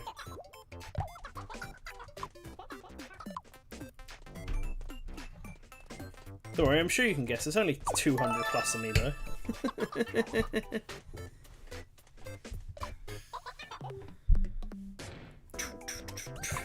Ah, yes, the Mario cereal one. Did he say what Amiibo it was? I thought he was actually going to say what Amiibo was. It was the Breath of the Wild Zelda one. That's the one I used. Come on, Robotnik, you're the big Nintendo fan. You should have said what it was.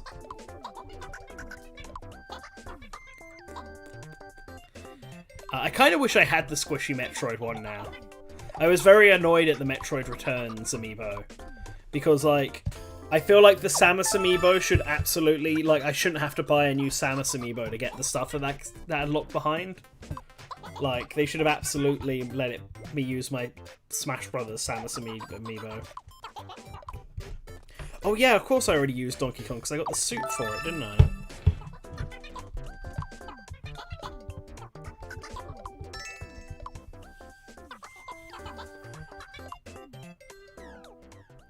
Is there a Samus suit? I know there's a Zero Suit Samus suit.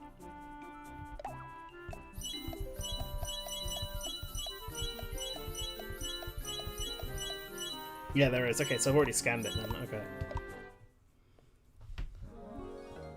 Alright, see you later, Dark Doctor. Have a good one.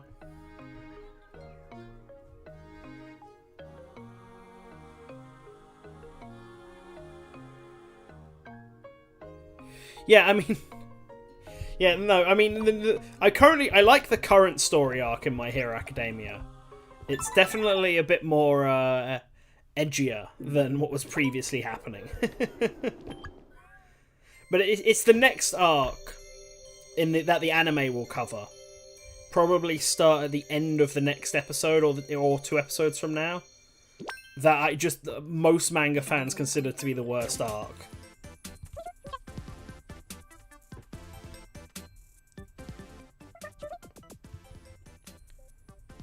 Yeah, I kind of wish they had. I wish they added new costumes as well.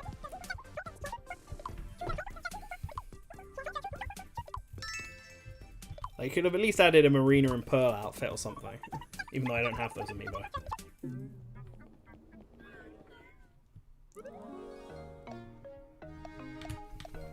My amiibo collection's that sort of awkward one where I'm missing like 1 or 2 from each sort of set. At least on the Smash line. Like, I'm pretty sure the only Zelda amiibo I'm missing is Toon Link. From the Smash line, I should specify. The actual Zelda line, I think the only amiibo I have are Midna and Breath of the Wild Zelda.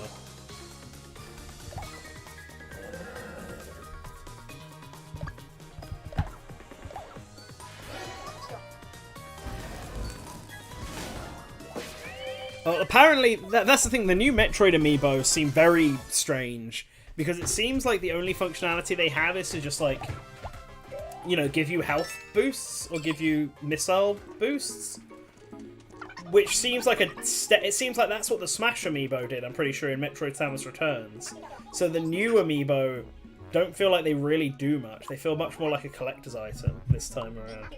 I mean, I prefer amiibo being like that nowadays. Like, having some minor functionality in the game, but nothing that's locked behind something. Like, specifically behind the amiibo, like with the Zelda Loftwing one. But still, it's a far cry from back in the day where, like, the Yoshi, the Woolly World costumes. Or the Mario... I still stand by that the Mario Maker costumes has been the best use of amiibo. Like, bar none. The Yoshi one comes also very close. The Yoshi one I like because it uses literally every single amiibo. And which other than the Pokemon ones, I guess, because Pokemon Company.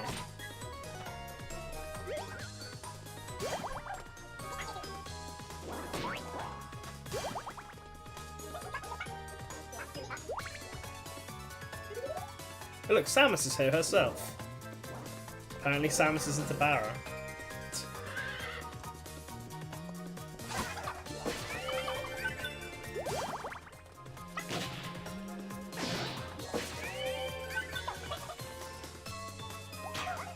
Yeah, I've got 2 blue Woolly World Yoshis, and then I accidentally have 2 Olimars. I've debated trying to get creative and seeing if I can turn one of the other Olimar amiibo into an Alpha amiibo, but I have no idea where to start.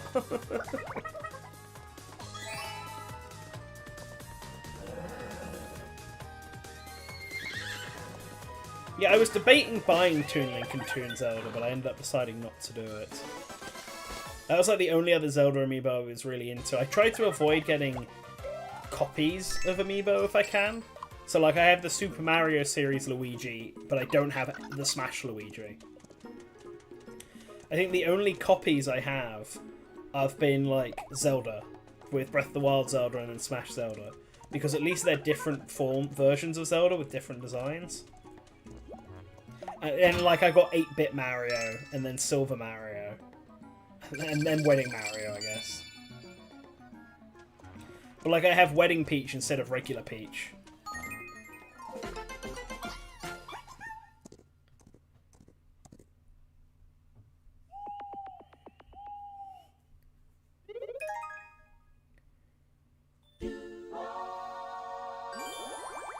So hello, zombie meat.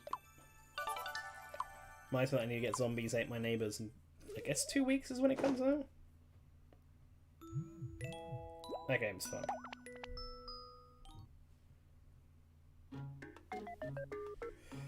I'm doing alright today. I guess. Yeah. Sorry, I'm yawning. I've been a bit under the weather, so I haven't really done much work-wise. Teddy is definitely not as strong as the others. But it's given me a reason to catch up on games. So I played the Zelda DLC, played Ninja Gaiden Sigma, played a little bit of Astalon, but I think I'm done with that game now. And then he loves that. And then I'm playing this now, I guess. I think the only thing I haven't... Oh, I played Tetris 99 as well today because I got the Miitopia theme.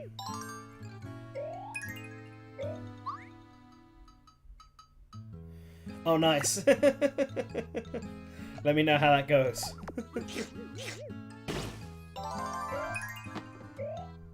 Ah, thanks, Zombie Meat, for subbing.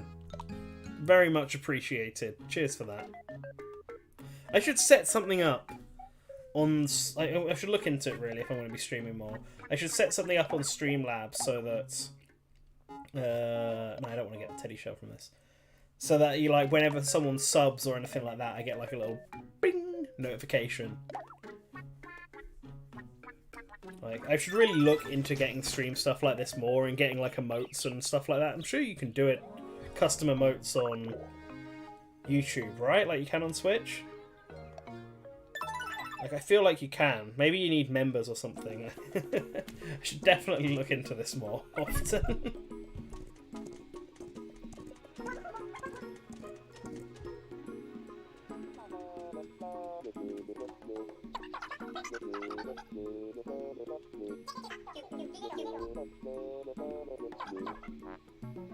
Yeah, the Pokemon Amiibo are pretty... Whoa! Now he really is big!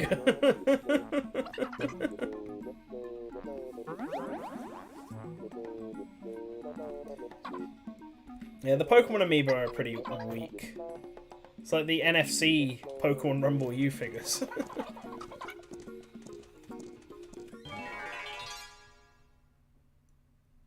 Yeah, I mean, I'd take it.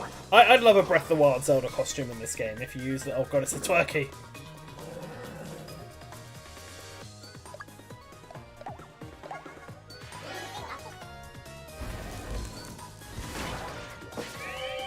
Yeah, Woolly World is a very good Yoshi game.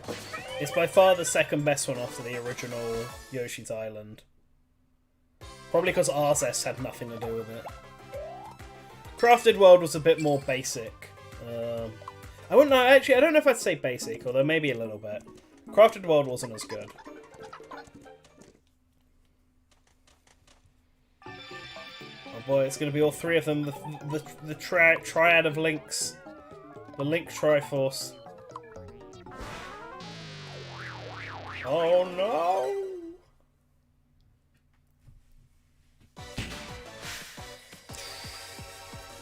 I just like how less detailed they get as it goes up.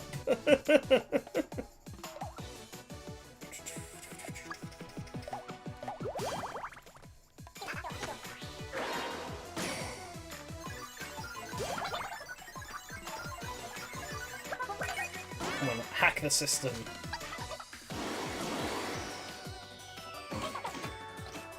No way, it's just become a full. Defense mode. Oh, delish. Nice, I love tomatoes.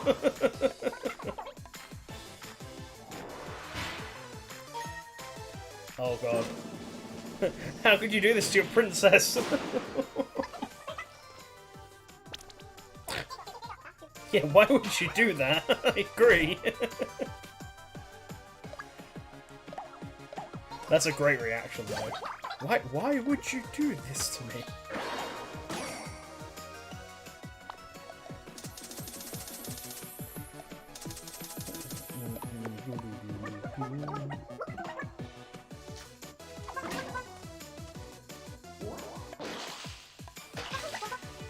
Oh, Sauceberry doesn't... Oh, wow, that's a lot of damage for someone who doesn't like tomatoes.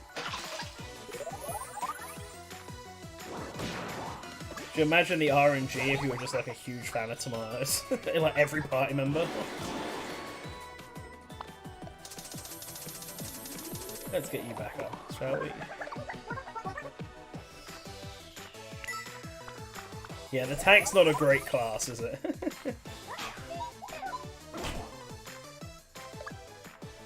So it's like a funny idea. Yeah, I don't have the Piranha Plant Amiibo.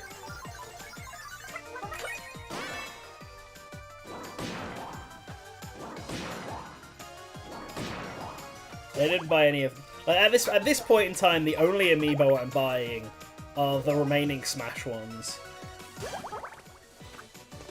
Like, Min Min I'm interested in. Steve, I guess I'm interested in. Kazuya... Sephiroth, I'm less interested in, but I didn't get Cloud when he came out, and I kind of regret not getting it, so I kind of just want to get Sephiroth now, for the sake of it. Pyra and Mithra I'd like to get. Kazuya, I guess. Not as interested in Kazuya.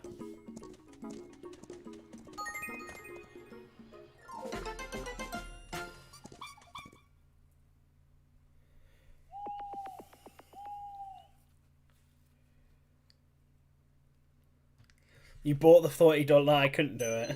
I debated it. I saw it when it popped up on the store, like, immediately.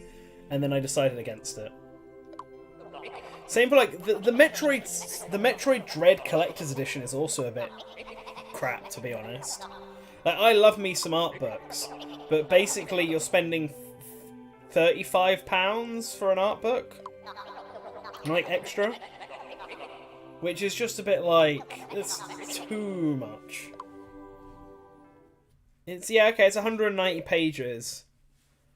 And it's hardback, but it's also probably, like, the same size as the Xenoblade one, so like the same sort of height as a manga volume is.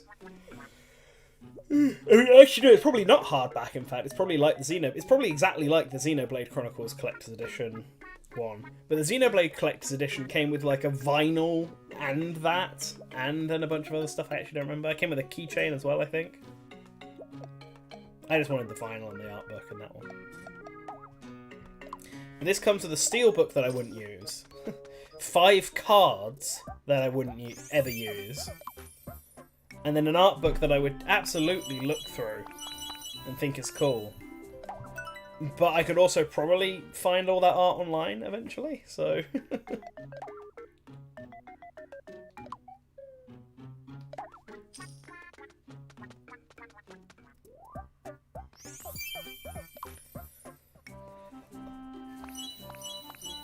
Like, if that collector's edition was, like, £10 more or whatever, but came with the at least one Amiibo and the art book, then I might... Well, actually, no, that would be silly then, because it's, like, the exact same price. I should have checked the arcade before I bought anything.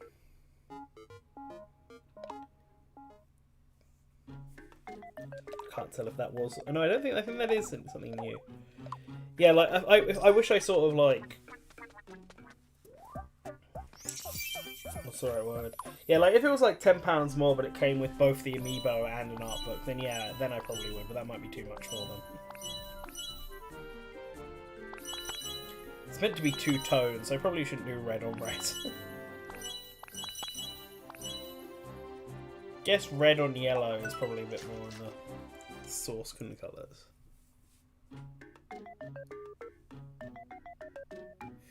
Yeah, I'm assuming the Kazuya presentation is when we'll find out about the Min Amiibo that I'm assuming will have, like, the special arms like the Guardian did. We'll probably get that and Steve, and I guess maybe Sephiroth as well.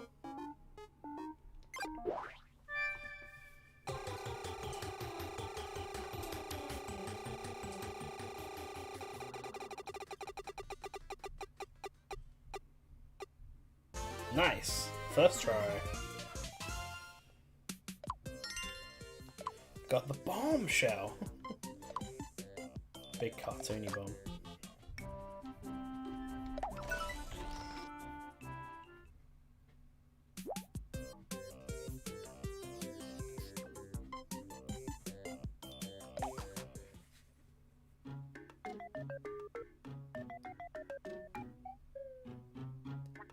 Yeah, I don't really get cards either, to be honest, in collector's things. Like, unless they're like cards from other sets or something.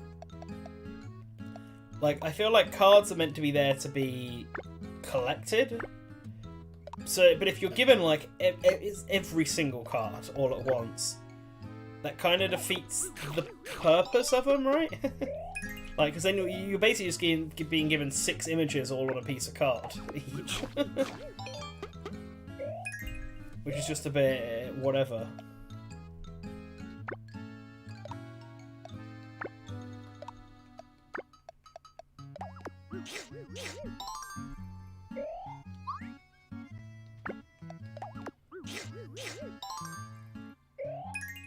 Yes, he likes it. Ah, oh, rip Matt. I mean, the Steve Amiibo is going to be the easiest Amiibo to get. I mean, it's going to be easy to get, and it's also just going to be easy to, like, make. Because of his pose. Almost, with how easy the Steve Amiibo will probably be to make, I almost wonder if they would do an Alex Amiibo as well. Just because it's literally, there's not really much difference there.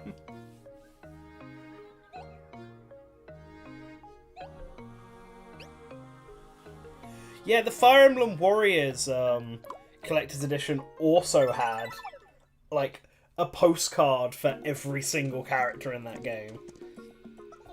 The only reason I got the Fire Emblem Warriors one, though, is because I got it second hand for, like, £30. Which was, like, half the price of the collector's edition, so I was fine with that. I think it came with this CD. What else did that special edition come with? Or was it an art book? I should get it out and check. Anyway. Just a regular attack.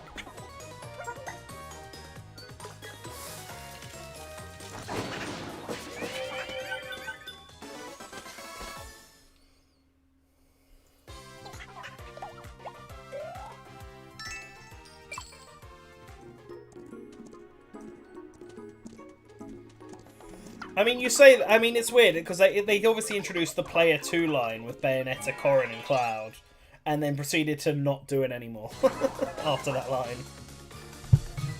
But with how easy Alex is to make, maybe?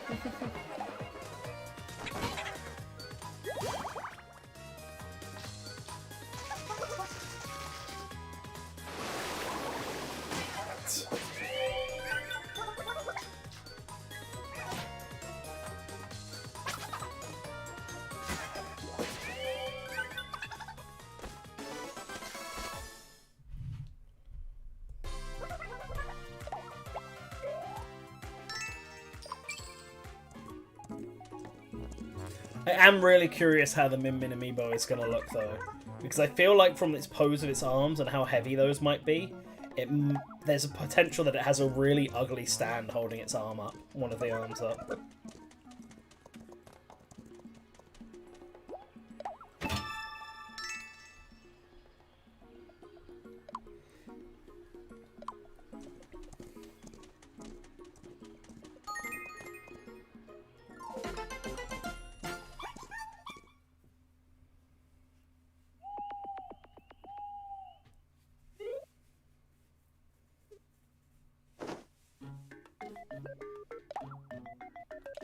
let's go to the arcade first. Polka dot gown. Ugly, but okay.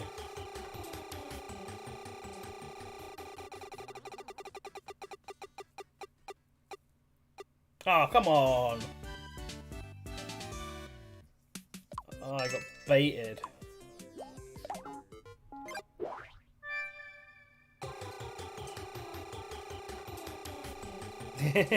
What if the arms are interchangeable on the Min Min one? So you just get a bunch of like her, you know, her 3 different arms, and then you can. It's basically like becomes a. Oh, what are those figures called? Like the better versions of Funko Pops, the Japanese ones, where you can change off the faces and stuff. What are they called? Someone will know.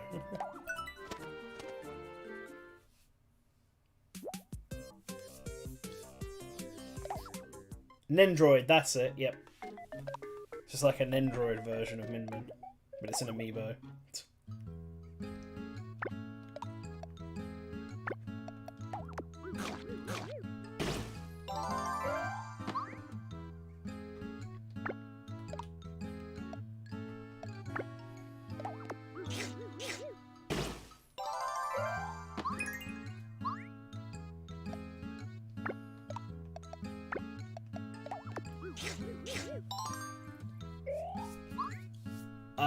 I don't have any Nendroids. I've got more basic ass figures than that. Although Nendroids look cool, I gotta admit that.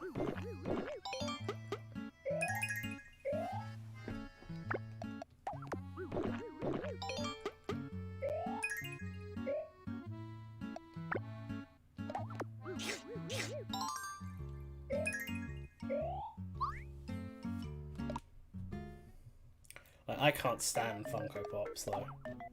They look so ugly. Like always, they always look really ugly. I don't get it.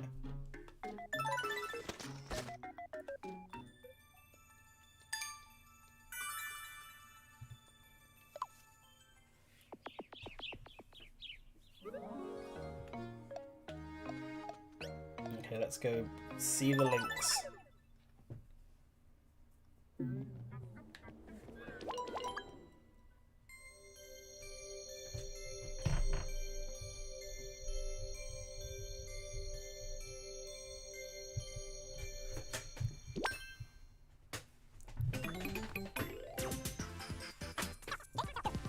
Oh yeah.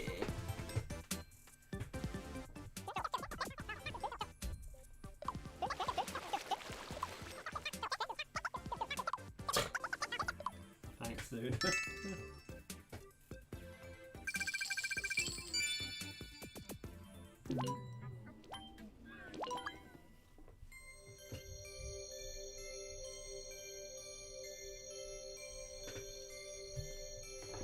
Give me your face.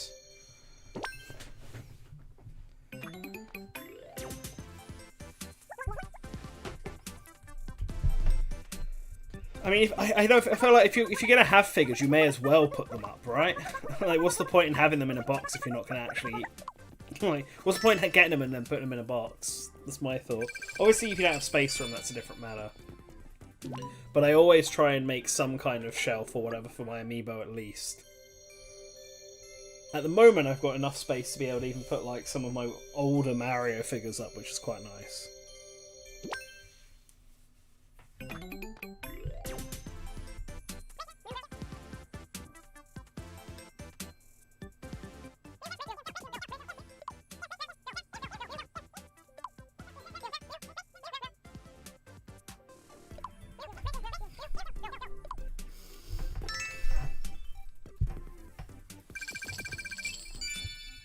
Let's look at these Nendroids you got.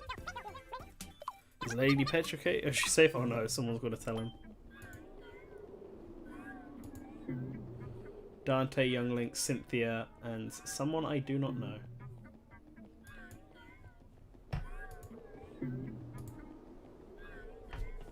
I have no idea who the purple-haired one is. Alright, 2 more faces to go.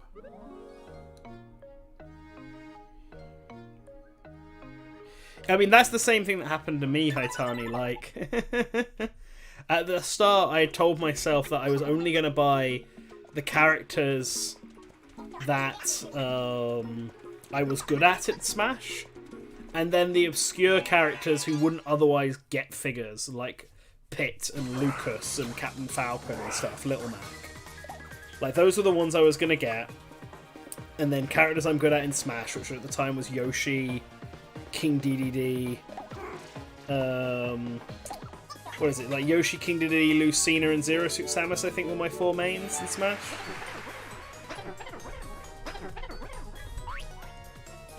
And then that was going to be it. But then, like, they did the stupid... I was really into Hyrule Warriors, and they were like, oh, you know, you got to get the Link amiibo to get the spinner in Hyrule Warriors. And so I was like, fine, I guess I'll grab Link as well. And then someone got me Samus for, like, a Secret Santa. And then, like, I just sort of said, like, when people were asking me for Christmas gifts, and they wanted simple stuff that was only, like, a tenner, I was like, well, these amiibo have come out, and so, really, get me any of them, I suppose. And so I just started having, like, a bunch of amiibo happen. And then when those early ones were rare, Marth, Villager, and Wii Fit Trainer, I happened to find Marth and Villager for super cheap when they were going for, like, ridiculous prices online. So I ended up buying them just to be on the safe side. And then someone got me a Wii Fit Trainer, like, from France as a gift. And so the next thing I knew, I suddenly had, like, the entirety of set 2, the Amiibo line, and, like, a lot of set 1. And yeah, and then from that point on, because they were also being rare... Oh, hey, Squirtle. I just started paying attention to things more. But even then, so, like, what happened is I remember waiting on the Nintendo store for ages to try and get myself a King Dedede and Shulk amiibo. And I had put money aside to get the King Dedede, to get those amiibo. Never changed, King Warrior. But, like, I failed, even though I was, like, waiting on the site basically for ages, I somehow failed to get the pre-orders in for them. They just didn't have any. They were gone within, like, seconds. So I put this money aside to get an amiibo that I couldn't get. And so I just sort of bought Ike. Like, just decided to buy Ike. And then I was already planning on getting Lucina. And with codename Steam, I sort of decided to myself I'd get myself every Fire Emblem amiibo. Like, that would be the collection I go for. Obviously, at the time, not expecting Roy, not expecting Corrin, not expecting Fire Emblem to get its own range. And so I bamboozled myself into getting all the Fire Emblem amiibo. Although I don't have both versions of Chrom or Corrin. I've only got one of each.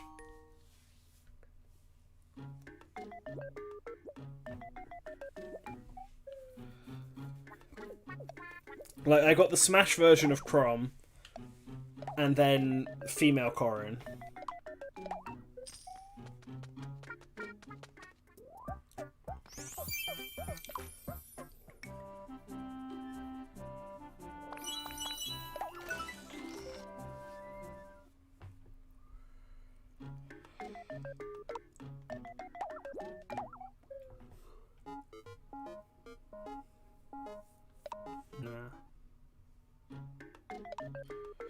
Yeah, well, eventually some of them started being super common. Like, I bought Lucas when he came out, but Lucas was everywhere. And Ryu from Street Fighter was also, like, everywhere when he came out. I remember I just sort of bought him randomly. Because I just had some money there. The third-party ones sort of bother me.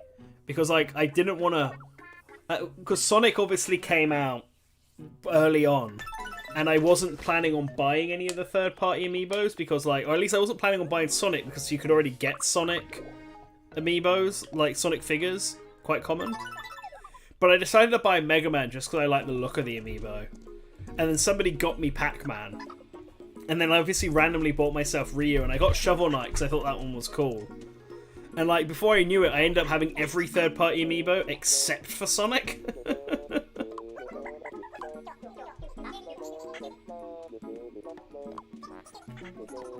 Round and shaped like the sun, the mysterious veggie, the tomato. Love the tomato song. Pizza mozzarella vibes. Yeah, well, this has just become the thing now. Basically, I have every third-party amiibo in the Smash range, other than Sonic and Cloud. Which super bugs me, because, like, I really want Sonic and Cloud now.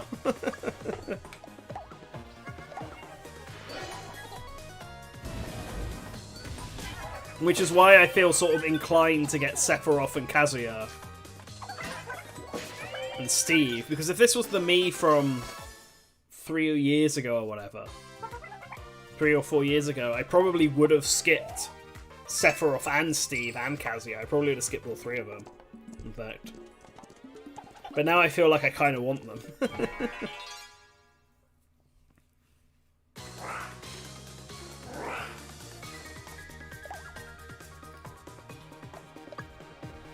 Although, if the last character is a Pokemon and it's not a Pokemon trainer, I probably won't pick it up.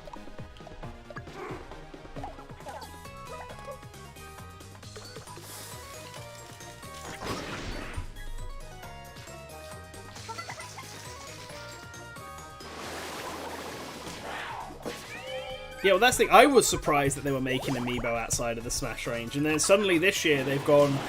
Monster Hunter Story is getting Amiibo again. Mario is getting 2 more Amiibo in its line. Metroid is getting 2 more Amiibo. Like, that was the big surprise. Zelda's getting 1. It's like... like, at this point, I almost expect Breath of the Wild 2 will have Amiibo as well. Like, we'll get Funky Link with his funky hand. And if Zelda's in it, maybe Short-Haired Zelda, I don't know. We'll at least get Funky Link with his funky hand as a punished Link. We'll get.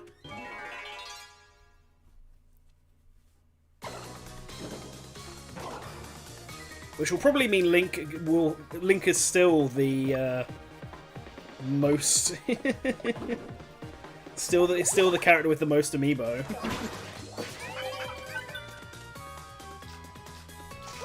But yeah, you're right, Link's Awakening got an Amiibo, didn't it? Yeah, then Breath of the Wild 2 is absolutely getting one. If Link's Awakening and Skyward Sword both get Amiibos, it's like... how could it not? I suppose they know now, like, Amiibo just make money automatically because people just buy them out, like, instantly. And if they're not making, like, 50 Amiibo all at once... then it's, like, fine. Like, I think because of the Smash line and then releasing them in sets and all that, they just went over the top really early on in the amount of Amiibo they made. Like, when there was a point where you had the Mario line, the Smash line, the Kirby line, and they were introducing a Zelda line, like, that was over Amiibo. That was too many Amiibo. They were competing with each other at that point. And for some people, like... there's no reason to buy the Mario series Amiibo if you already have those characters in Smash.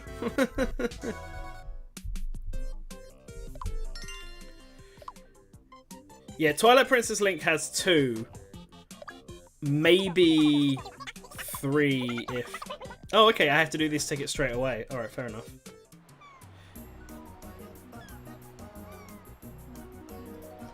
Luxury Island Adventure Getaway. Awesome.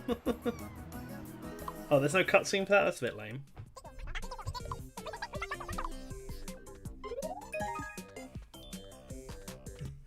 Yeah, Breath of the Wild Link has Archer Link and Link on a horse. And then that's it. So he only has 2 Breath of the Wild Link, because they haven't done a Smash Breath of the Wild Link. And then Twilight Princess Link technically has 3. Because he's got the Smash version, the Twilight Princess version, and then Wolf Link. Yeah, I guess Intelligent Systems just decided not to do Amiibo. Because you're right, they could have easily done, like, you know, the 3 house leaders each with an Amiibo each. No, they haven't done new Smash Amiibo for Link, Zelda, or Ganondorf. Like, Sakurai even mentioned it, that they had requests for, you know, a new Zelda and new Ganondorf Amiibo in their new designs. Oh, god damn it. But he doesn't think it's going to happen, so... That sort of killed any chance of a Player 2 Amiibo happening in this pack.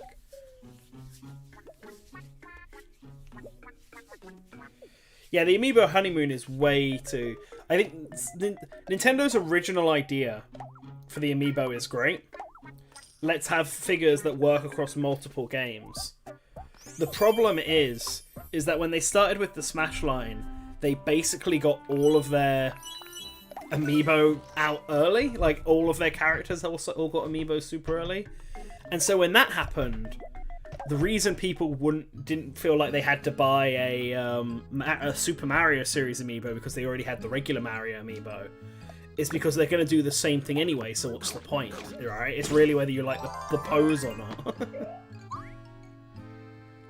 And so when they started realizing that, I feel like when they released the Kirby's line of Amiibo and the Mario line of Amiibo, and those didn't sell as well as the Smash ones are, they probably realized that it didn't do that because people didn't see a reason to buy it. Because they were also just going to do the same thing. Like, the two Mario Amiibo basically do the same thing. So they sort of turned around and started being like, oh yeah, so this is a different Samus Amiibo, but this Amiibo does different things to the Samus Amiibo you've got. Like, some games it'll do the same thing, but other games it will now do different things. And that really annoyed me, because the whole point of Amiibo is that I've got one Samus Amiibo. I shouldn't have to feel like I have to buy a second Samus Amiibo just to get a slightly different thing.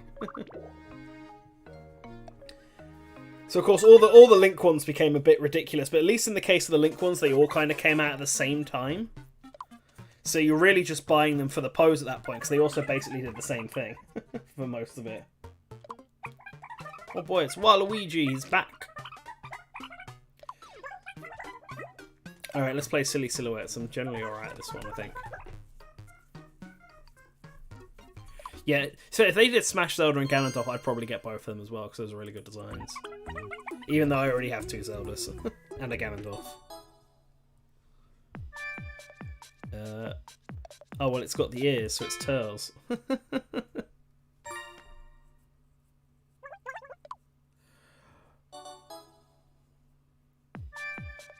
Well, that's Sorcerer, obviously.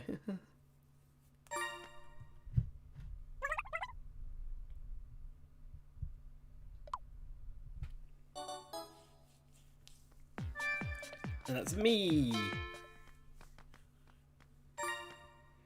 Yeah, they probably... The Player 2... I reckon the Player 2 line of Amiibo just didn't do very well.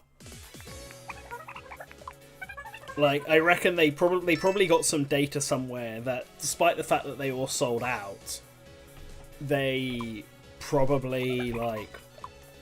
People didn't feel, like, obligated to get 2 Cloud Amiibo, of course. And so they probably just didn't see a reason to make it more. I think I need to go and get this other one first.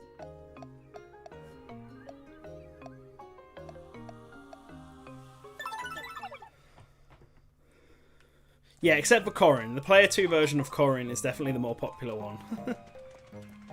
Player 2 Byleth would have also sold more than Player 1 Byleth, for sure.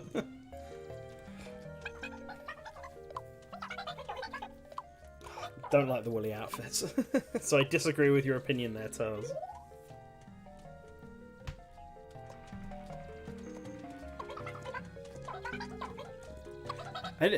What they really should have done is let people get custom Amiibo. Like, I didn't get any of the me Amiibo, but I absolutely would pay extra to have my own custom me Amiibo, where it's me as an Amiibo.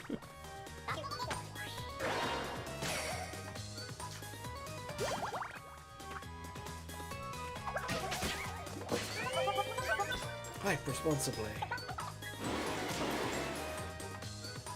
Oh no. Oh, you ate my banana? Oh, is this why it's a banana plant? Oh no.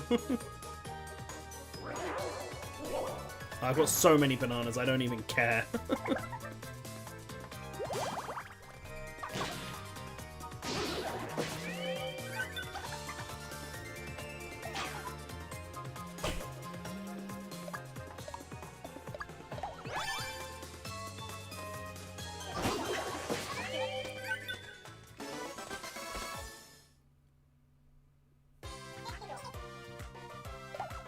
Female Byleth design has grown on me. I totally understand why people don't like it, but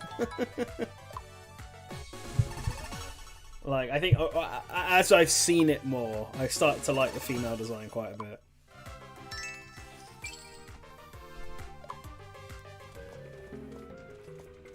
I think it's because I think that while the male design is good, it's also just a little boring. I think. The one up on the volcano.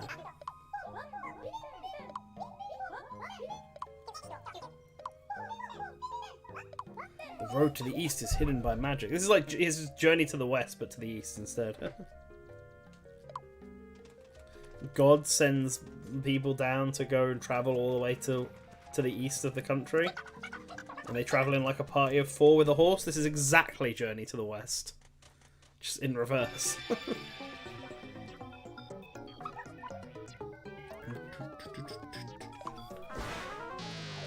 No, it's the Nicky Slime. It's someone's fetish.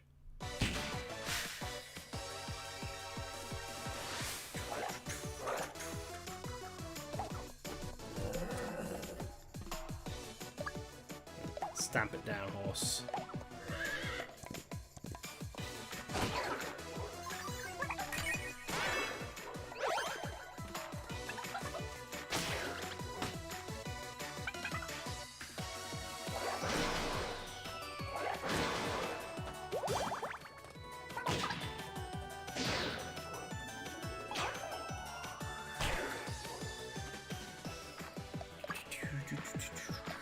Oh, I got a new thing. Restores yours and your friend's HP in a moment of peace and quiet. Okay.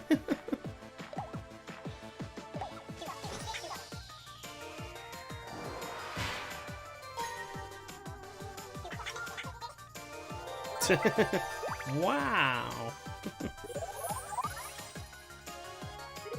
Oh, nice. And it makes me grow closer to people. This is great ability. Holy shit. It heals, it costs no MP, and we grow... And it boosts up our confidence. That's fantastic. And he still gets a turn.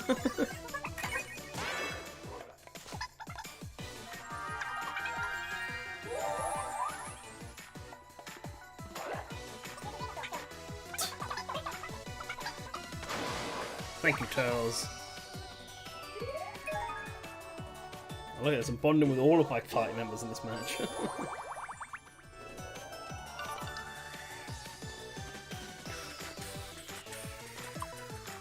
Yeah.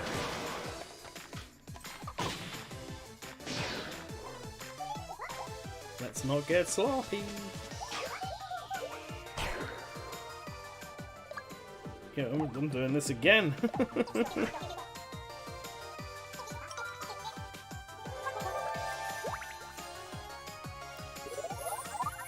Oh wait, it's MP, not HP. Oh, I'm stupid. Right, never mind.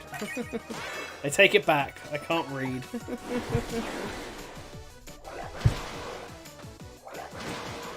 Ooh, okay. Let's not do that. Actually, well, getting MP back is also pretty good. It's also very useful. Also explains why it costs no MP, though.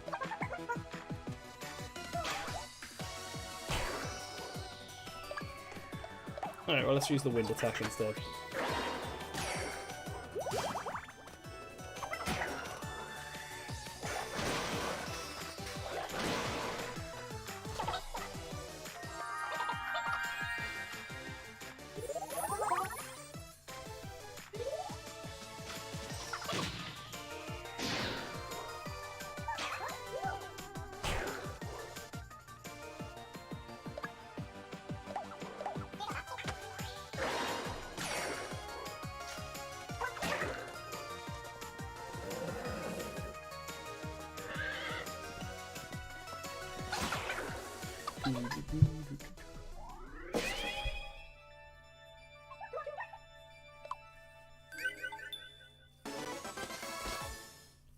Nice. Team Turtles wins. Oh, did they? Maybe that rumoured Silent Hill game is real.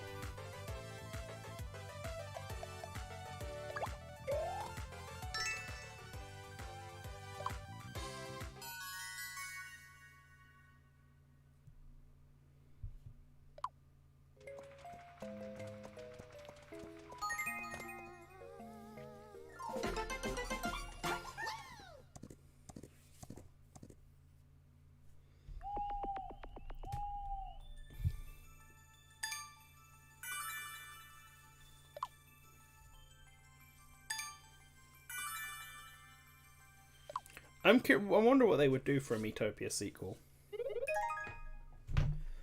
Like, obviously more wacky scenarios, but I don't think they could get away with doing more of the same.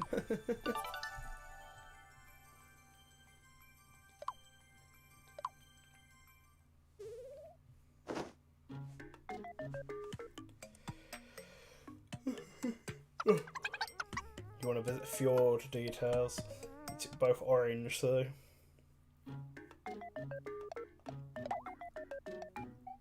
You don't need to lurk, you can join in on the conversation, zombie. Sort of Fjord and Violet. Passionate reminiscence. They've only met today, but... I guess in their time it's been a while. A few weeks at least.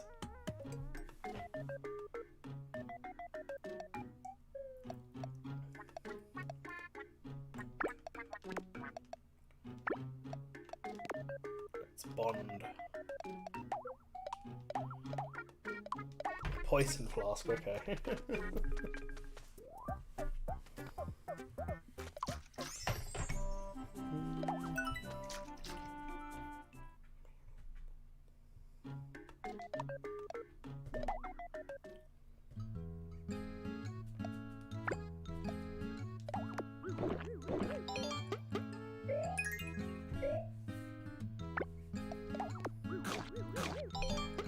Eat the jelly, my liege.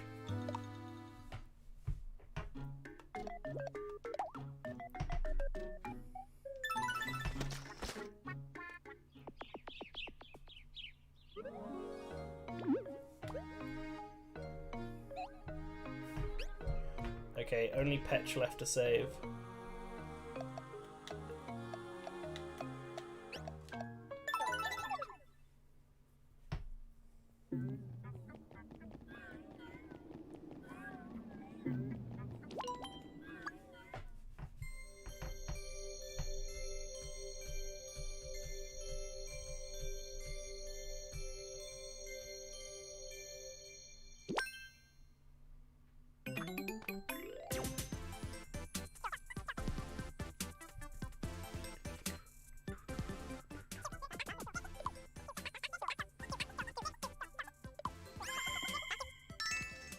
Nice. Oh, an elven potion. Everyone loves them.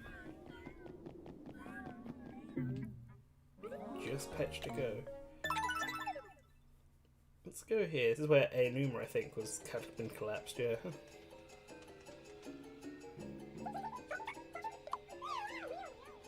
I mean, they just brought Lady Pauline with me, but alright.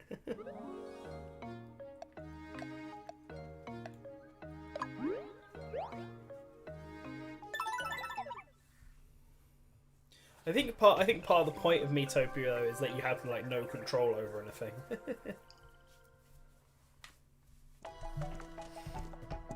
And then I guess you're on me.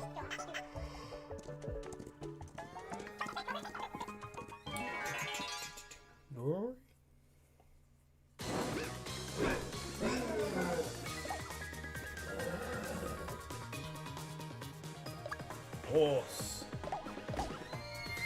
Oh wait, no, why didn't I do Snort? Well, it's dead now.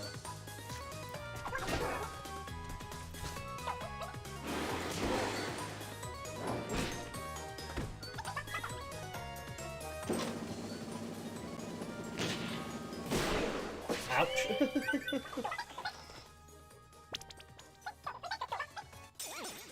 Oh no, what the... Now he's just mad at him. And the tank is a dick class. I mean, Miitopia is just like a D&D game, basically. It's just pure chaos. You make your D&D party in it, and you just let it roll. You play the Dungeon Master, but with less control. After the Dark Lord pushed us in. Oh, what? Is Pauline gonna miss me?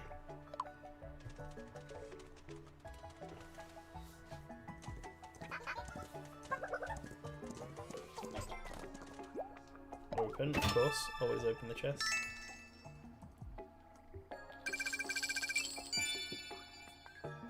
Temperament class.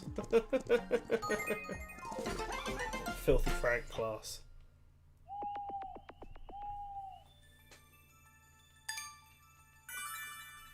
I could see a wrestler class. That feels like something that could be there. Just grapples.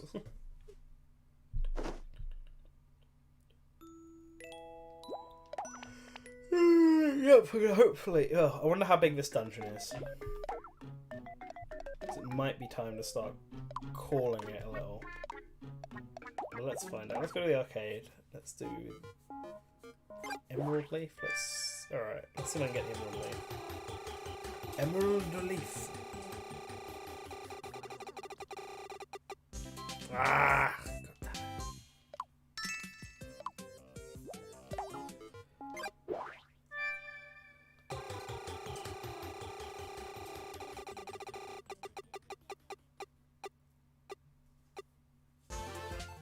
Nice. There's one.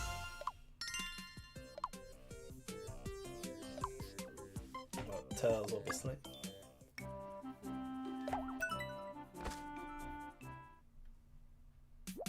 I don't like the way Tails wiggles. It upsets me.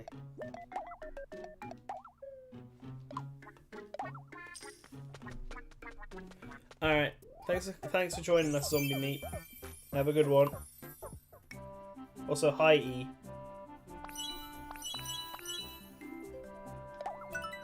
Doesn't really change the colour because it'll be the flower head that he's not wearing.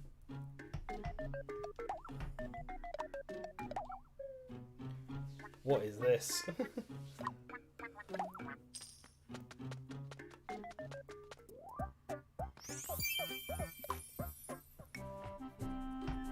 Yeah, sure, dress him as Santa Claus.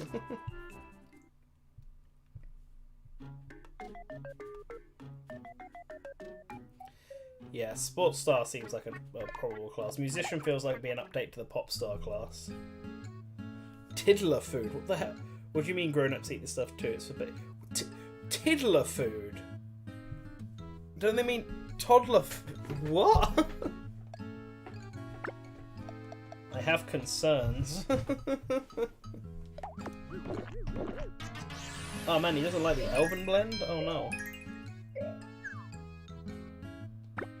I guess you can have the baby food then. Wow, Tails really likes his baby food. Yeah, like, the fuck is a tiddler? Yeah.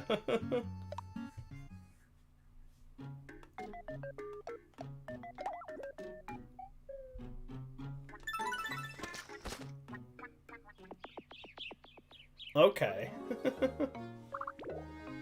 You learn something new every day.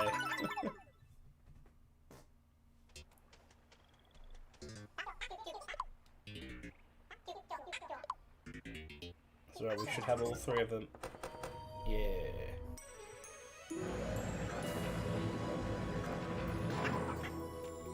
Hooray!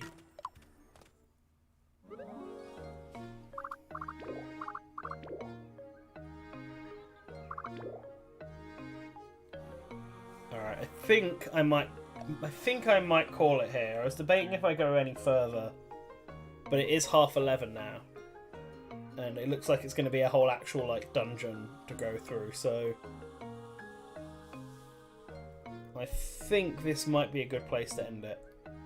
So, thank you everyone who joined me for this stream. So I'll try and do episode 8 tomorrow.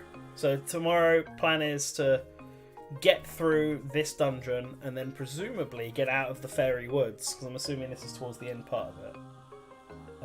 So if we can get through this section here for episode 8, then episode 9, I'm guessing Kraken or whatever will be the next world, and I'll get the rest of my party back, and that'll be sort of like where the main campaign kind of ends. So potentially, depending on how many we can do, we can beat the main campaign in 10 episodes. And I'm sure that there's like a mountain of post-game content, but I'm not convinced I'll stream that. But I guess we'll have to see. So yeah, thanks everyone for joining me. Have a good rest of your Saturdays, or if you're in the UK like me or Europe, have a good night. Alright, later guys.